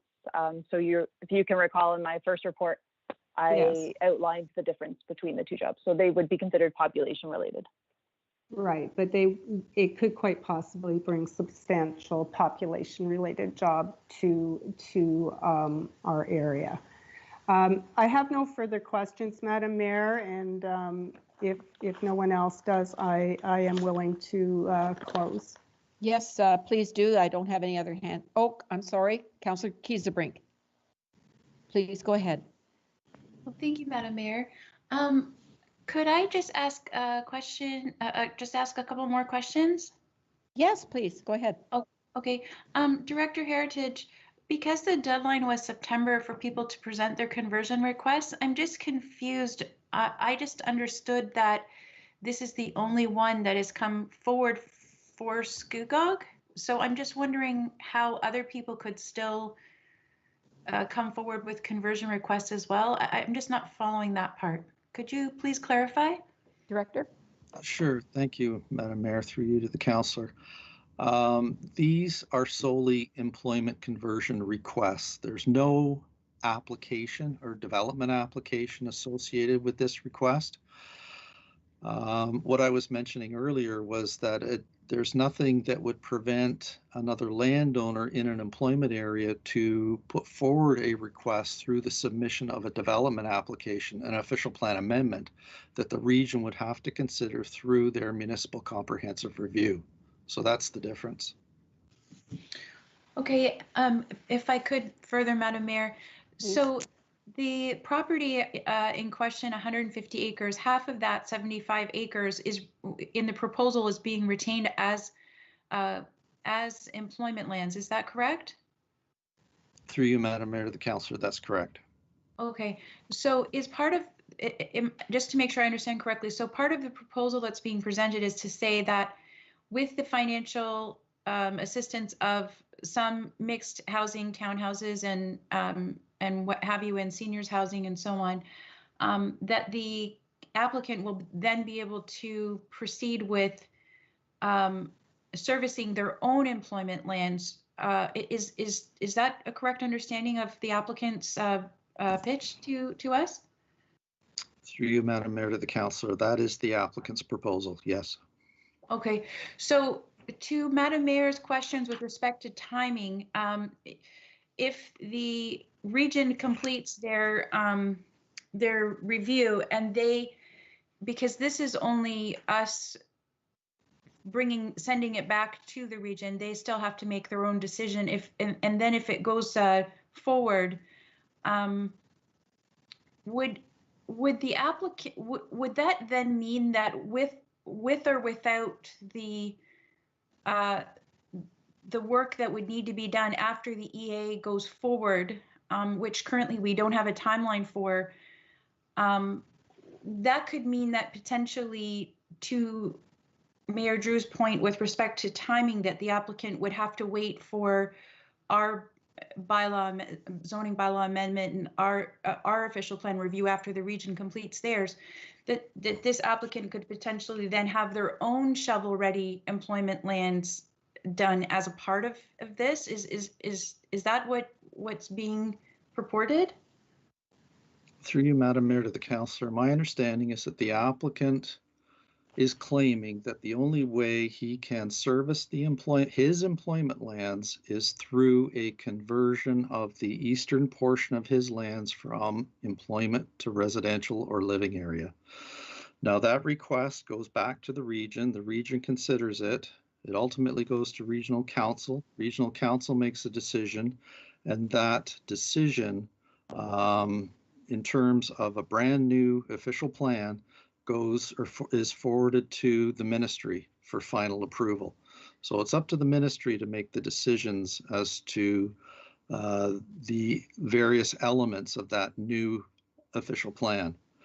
Once that new official plan is approved by the minister, the local area municipalities are then, throughout the region of Durham, are then required to update their official plans to comply with the provincial planning documents and the new regional official plan. But the proponent is saying that they will create their own shovel-ready employment lands. So they're saying that they'll be responsible for their own 75 acres. Is that correct? Through you, Madam Mayor, to the councillor, that is correct, pending the employment conversion being successful. If it's not successful, I think the deal is off the table as far as I know from what the applicant has put forward. And I'm not sure who the right person is to answer this. I know Director Heritage, because I'm not an engineer or anything, but is the applicant, are they able to fully service their own employment lands, assuming the conversion and all the steps you mentioned are they able to do that on their own, regardless of the work that would follow the EA that the region is currently in process with? Are they able to complete that without the pumping station and the water tower and so on? Is that possible? Through you, Madam Mayor, to the councillor, no. The applicant will need the pumping station in order to extend his services to his employment area. Okay, thank you. Thank you, Madam Mayor. Thank you. Miss Heritage, sorry, Miss Prentice, you had your hand up and you put it down. Yes, sorry. I was just gonna clarify, but Mr. Heritage did just there at the last response. Okay, thank you. Okay, I don't see any other hands. So Councillor Watton, you can wrap up. Thank you very much, Madam Mayor, and thank you everyone for all the input to this. There's a couple of points I would like to make, and that the reports we've received speak to, as Ms. Prentice has said, to the current planning policies that are in effect now. The purpose of the Municipal Comprehensive Review is to look at them and to see where and if they need to be changed. So that's part of what this whole process is. And you know, as we've mentioned more than once, Mr. Wanna submitted his conversion request.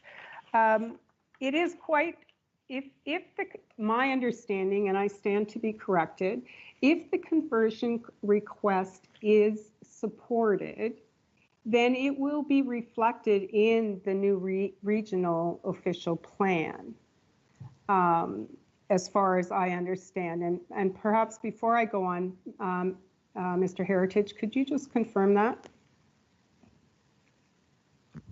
Director? Yes, through you, Madam Mayor, to the councillor. Yes, if Mr. Wanump's conversion request is successful, it will be reflected in the new regional official plan that is adopted by Regional Council, as well as approved by the Minister of Municipal Affairs and Housing. Thank you. If I could clarify something, Councillor Watton mentioned that the other things will change too, but will the provincial policies change, and will the zoning change automatically, or does the zoning have to be rezoned as well? Just to clarify that before you go on, Councillor Watton. Ms. Prentice, you had your hand up. Do you want to answer that? If I can, Madam Mayor, just to clarify Councillor Watton's statement, if the conversion request is supported by the Township Council, it then goes to regional staff, and regional staff will provide their own recommendation to Regional Council, who will make a final decision on the request. If it's supported at the regional level as well, it will then be reflected in the regional OP that is presented to the province for approval, just to clarify that. Thank you, that's what I meant. Okay, and to the mayor's question, it would only change the regional designation from employment to living area. That's the only thing this approval will do. This MCR is not changing provincial policies. The provincial policies were put in place to guide this MCR at the regional level and the local level as we plan forward to 2051. And the zoning? The zoning, as we mentioned, once the region fixes or finalizes their official plan, the township would still need to update our official plan and our land use designations as well as the zoning. Okay, thank you. Sorry to interrupt, Councillor Watton. I just wanted to clarify that. Thank you. Please go ahead. Thank you, Madam Mayor. So anyway, just moving forward, like the Envision Durham, as I mentioned in my whereases, is to develop a forward-looking land use vision for 2051. And these employment lands, as I've stated more than once, have basically stood stagnant for 20 plus years. And all my research this weekend and last weekend have indicated that manufacturing and processing have been on a steady decline for almost as long.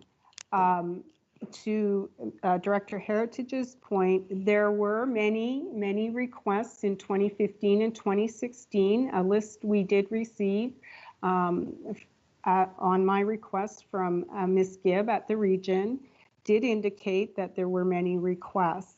The numbers declined over the years. So from 2016, there might have been 50 to 2017, a few less, and so on. So it is on the decline. And my understanding was that these are this type of employment that we want to put on these lands.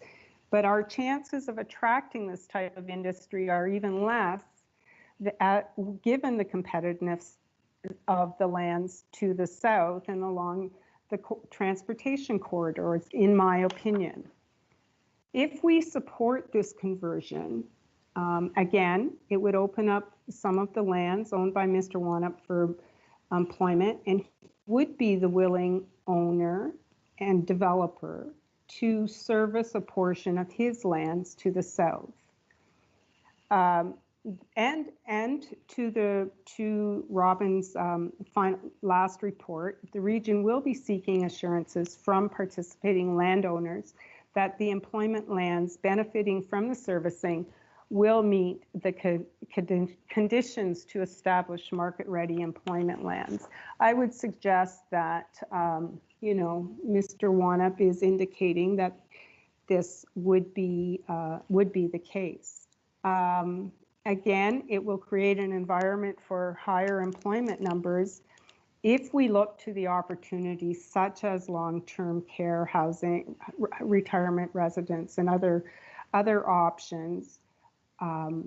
I think we could get a higher employment density numbers if we look to those opportunities as opposed to perhaps the manufacturing. And again, housing needs, we all know how important and how great the needs for more housing is, and the type of housing choices. We need greater choice. We need to be able to have a wide range of housing options that are available to our for people moving to our town, and also for people perhaps even wanting to downsize. I think these are our chances. And as we spoke earlier, Mr. Puckern, as chair of the EDAC, and although he did qualify that his thoughts had not been presented to economic development, he did conclude in his letter that Mr. Wanup's requests provide the community it's a positive opportunity for an immediate impact to propel our community forward. And I quite agree. It gives us a chance to jumpstart. And quite frankly, we can spend our time waiting for the industry to come to Scugog. We've already done that for quite a few years, 20 plus, or we can choose to support Mr. Wanup's request and hope that the region will too, so that we can develop a plan that will be mutually beneficial and provide economic stimulus for Scugog. And those are my comments, Madam Mayor, and I truly hope that this council will support his request. It's the baby step in a very large project, but I think supporting it will then allow the region to also acknowledge that he does have our support. And I just hope that this council can see that and see it as the opportunity I see waiting for us to move it forward. Thank you, Madam Mayor. Those are my comments. Thank you, Councillor Watton. And there is no further hands up. And I will ask Ms. Fry to call the question, please. The vote is open, Madam Mayor. Thank you.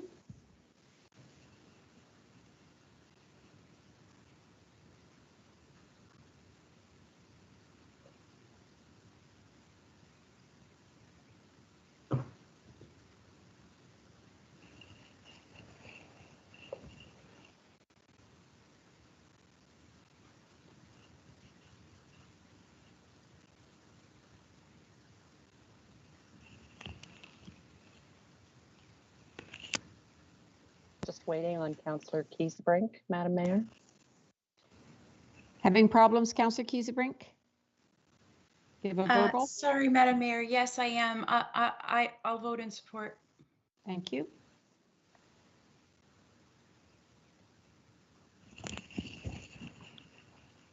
Thank you. That is carried 5-1. Thank you. Councillor Watton, I appreciate all the work that you've put into this. You've done a ton of research. You've worked closely with Mr. Wanup, and you've really worked hard on this whole situation. So thank you very much. Thank you, Madam Mayor. Okay, now we'll move to 11.2, and I just need a motion to receive for information. I don't suppose there's at this point any questions or comments. Just receive for information. Councillor Watton, you got your hand up for that? To move that? Yes. And Councillor McDougall seconding. Any other questions or comments? Seeing none, Ms. Fry, will you please open the vote, please? The vote is open, Madam Mayor. Thank you.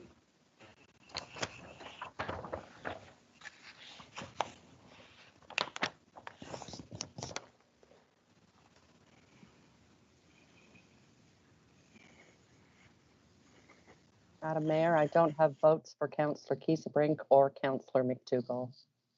Okay, please give a verbal. Councillor Kiesebrink and Councillor McDougall. In favor, Madam Mayor, thank you. Councillor Kiesebrink votes in favor. Thank you very much. That's carried unanimously. We'll now move to notice of motion 12.1 is the appointment of deputy mayors. And just to give a little bit of background, for the first couple of years, veteran Councillor Guido offered to sit in as a acting mayor should the need arise, and it did once or twice. But now that everybody's more comfortable in their roles and knows the ropes, some councillors have stepped up and said, yeah, they'd like to work through this as well. So that's the purpose of the motion. It just has to, the previous motion has to be rescinded, so to speak, and this new motion made, and it is made by Councillor Guido and Councillor Kiesebrink. Any questions? Councillor Watton, is your hand up for the question? Nope. Okay, seeing no questions. Ms. Fry, will you call the vote, please? The vote is open, Madam Mayor. Thank you. And the motion is up there on the screen. I'll vote in favor, Madam Mayor. Thank you, Councillor Kiesebrink. Councillor McDougall votes in favor. Thank you.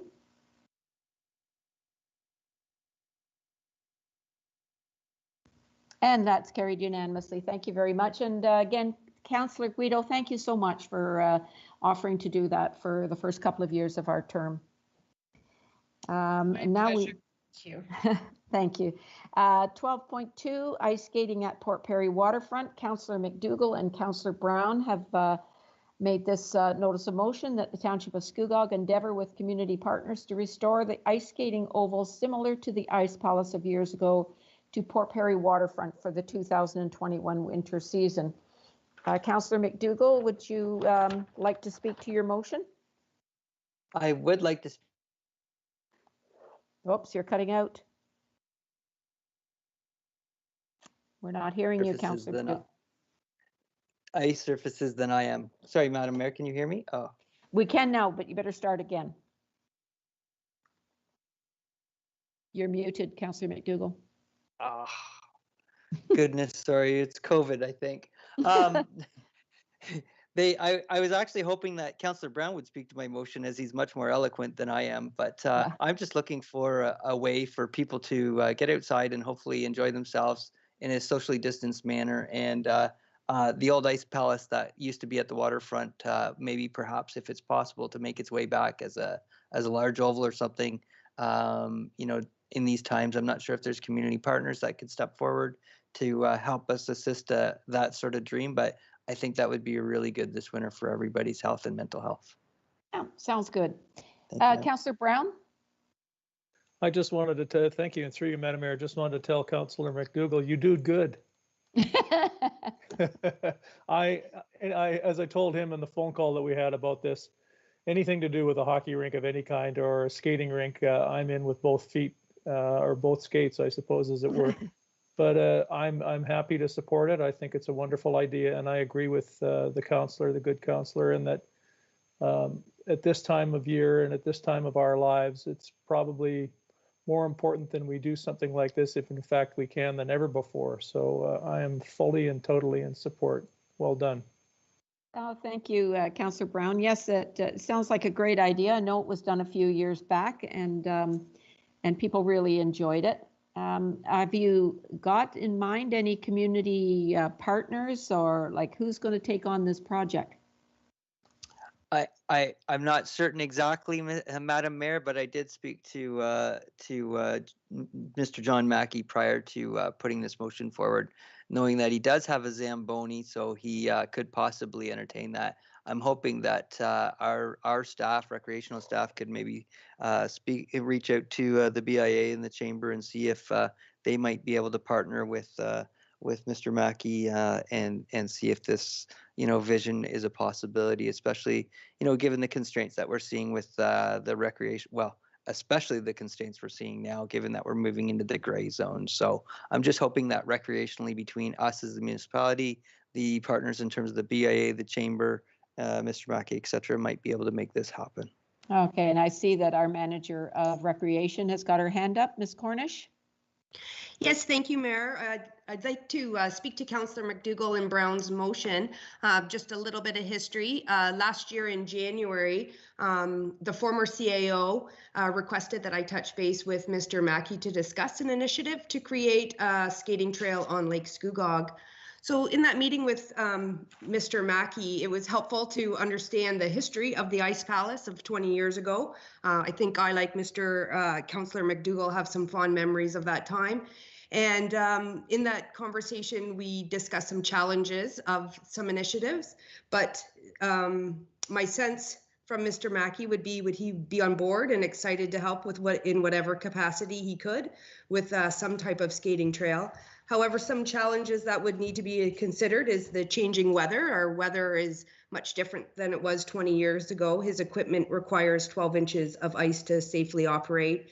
And I also think the township would need to investigate the risk involved in such a capacity, in such an activity now. I think risk has changed in the last 20 years too. So I think we could investigate that, and staff would certainly be willing to investigate with Mr. Mackey and any community partners. That's all.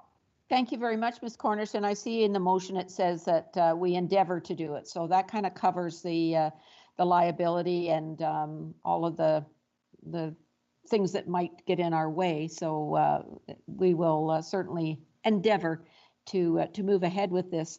I remember 20 years ago, I believe people brought their Christmas trees out and stuck them in the snow, which caused a little bit of a windbreak in the snow piles that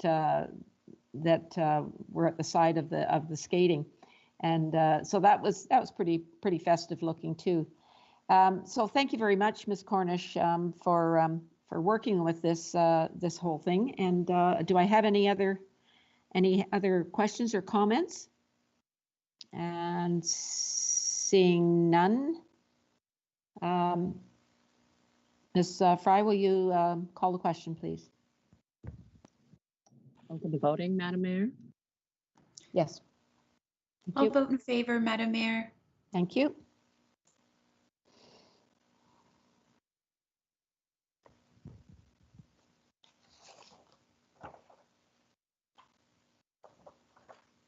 And that's carried unanimously. So you got your work cut out for you, Councillor McDougall, Councillor Brown, and Ms. Cornish. So thank you very much. We now move to new business. There is none. No further need for a closed session. I'm looking for Madam Mayor, if I could. Ms. Councillor Kiesebrink, yes. Yes, thank you, Madam Mayor. Since this is our last 2020 council and since Scugog continues to be low in COVID numbers, I just wanted to say thank you to everyone who continues to sacrifice. And Mayor Drew, we have to say thank you to you.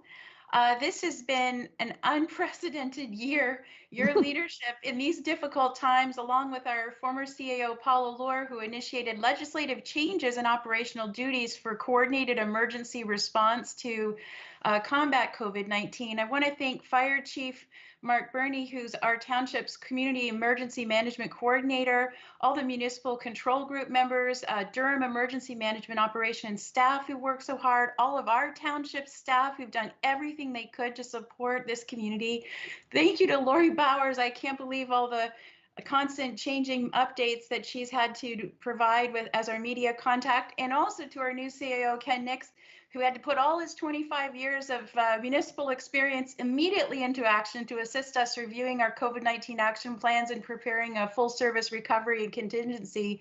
So now with Ontario starting this largest immunization program in a century, hopefully there'll be an end to this pandemic soon, but it would behoove all of us, Mayor Drew, to pause for a moment of thankfulness to yourself and the leadership of all of those wonderful folks, as well as everyone in Scugog who've all sacrificed.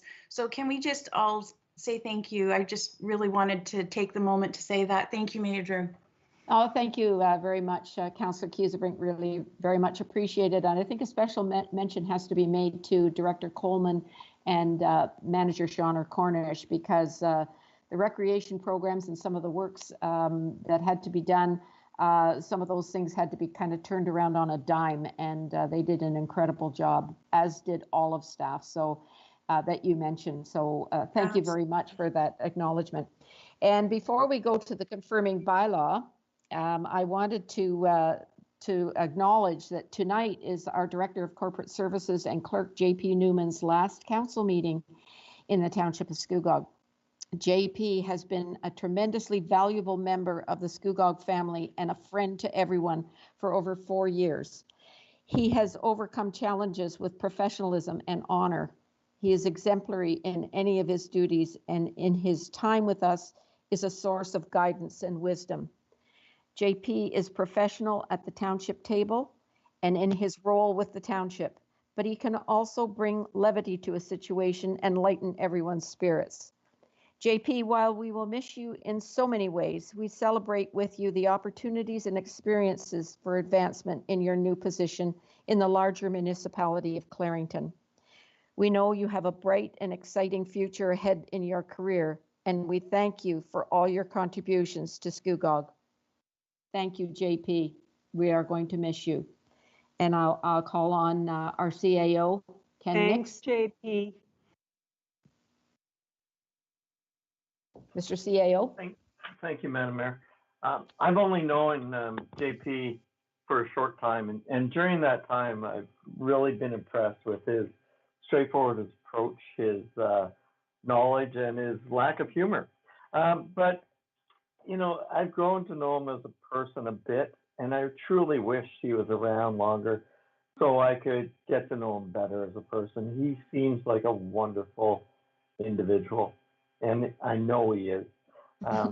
But JP made this decision based on what was best for him and his family, and I respect that. And I wish Director Newman well and all the best in his new job. I know you will do great in Clarington, and they'll be so happy to have you. Thank you for your help so far, JP, and on behalf of staff, once again, thank you so much. You've been great. Councillor Kiesebrink, is your hand up for this, or was that for before? Sorry, Okay. Madam Mayor, I took it down. Okay, thank you. Director Newman, please. Thank you, Madam Mayor, and I just wanted to quickly say, thank you, obviously, for your very kind words there, and to Mr. Nix as well. It's been a true pleasure serving you, Madam Mayor, and Council as your municipal clerk. As you know, I take this job quite seriously. I do like to have a bit of fun on the side too, but I do take this position very seriously as of one of only two positions that is required under the Municipal Act. So I take great pride in that and in this job. So I just wanted to say thank you, and it really has been a pleasure working for you and council and for this municipality. So I'll leave it at that, and thank you very much, and obviously wish everyone all the best, and to my staff within my department and all Township of Scugog staff. I want to say thank you to them also, because it is really a really great bunch of people here that work here and do extraordinary things with limited time in the day. So thank you to all those people as well. Okay, we also say goodbye to Cam Murphy, who is leaving us to go to Oshawa, I believe. And so thank you very much, JP. We are really, truly going to miss you. Before anybody else like to speak? Seeing none, I know we're all a little choked up right now. So before we go to the confirming bylaw, I'd just like to just give a little message from the mayor's office as this year comes to a close. I want to take an opportunity to reflect. This year has been challenging for so many. We have come so far through this pandemic, and I am hopeful for brighter days in 2021. I thank staff for their hard work serving the community by adapting to new technology, moving to online and virtual service delivery. We've learned a lot. We've heard numerous stories of goodwill and support amongst the community, and I encourage residents to nominate a local community hero through My Scugog to be thanked and recognized.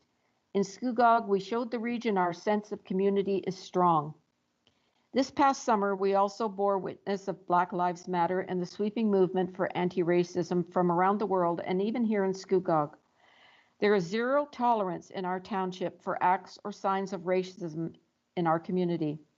We are a small but growing community that is open and welcoming to all individuals. Our current policies, such as our Code of Ethics, Code of Conduct, Workplace Discrimination and Harassment Policy, and Customer Service Standards, to name a few, speak to our ethics and that racism and violence will not be tolerated. We will maintain our corporate mission to provide service excellence in collaboration with our community and our values, including integrity, transparency, and to be responsive to community input remain at the core.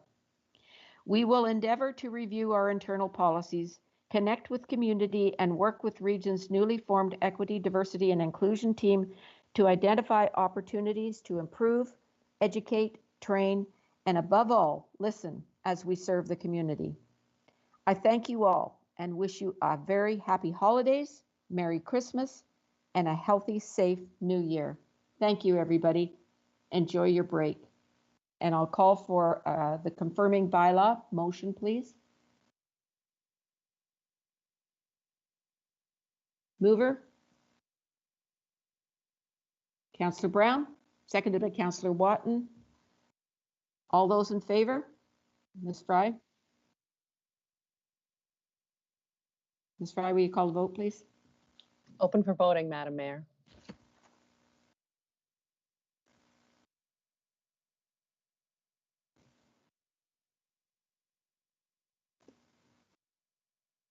And that's carried unanimously. And now I'll call for a motion to adjourn. Councillor Watton and Councillor Guido. Anything else? Oh, Councillor Ross put his hand up too. No questions or comments. Could we have call the question, please, Ms. Fry? Open for voting, Madam Mayor. Thank you.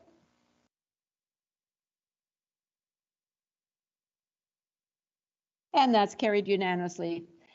Good night, everyone. Enjoy the rest of your evening and have a wonderful couple of weeks off. Merry Good night, Christmas. all. Merry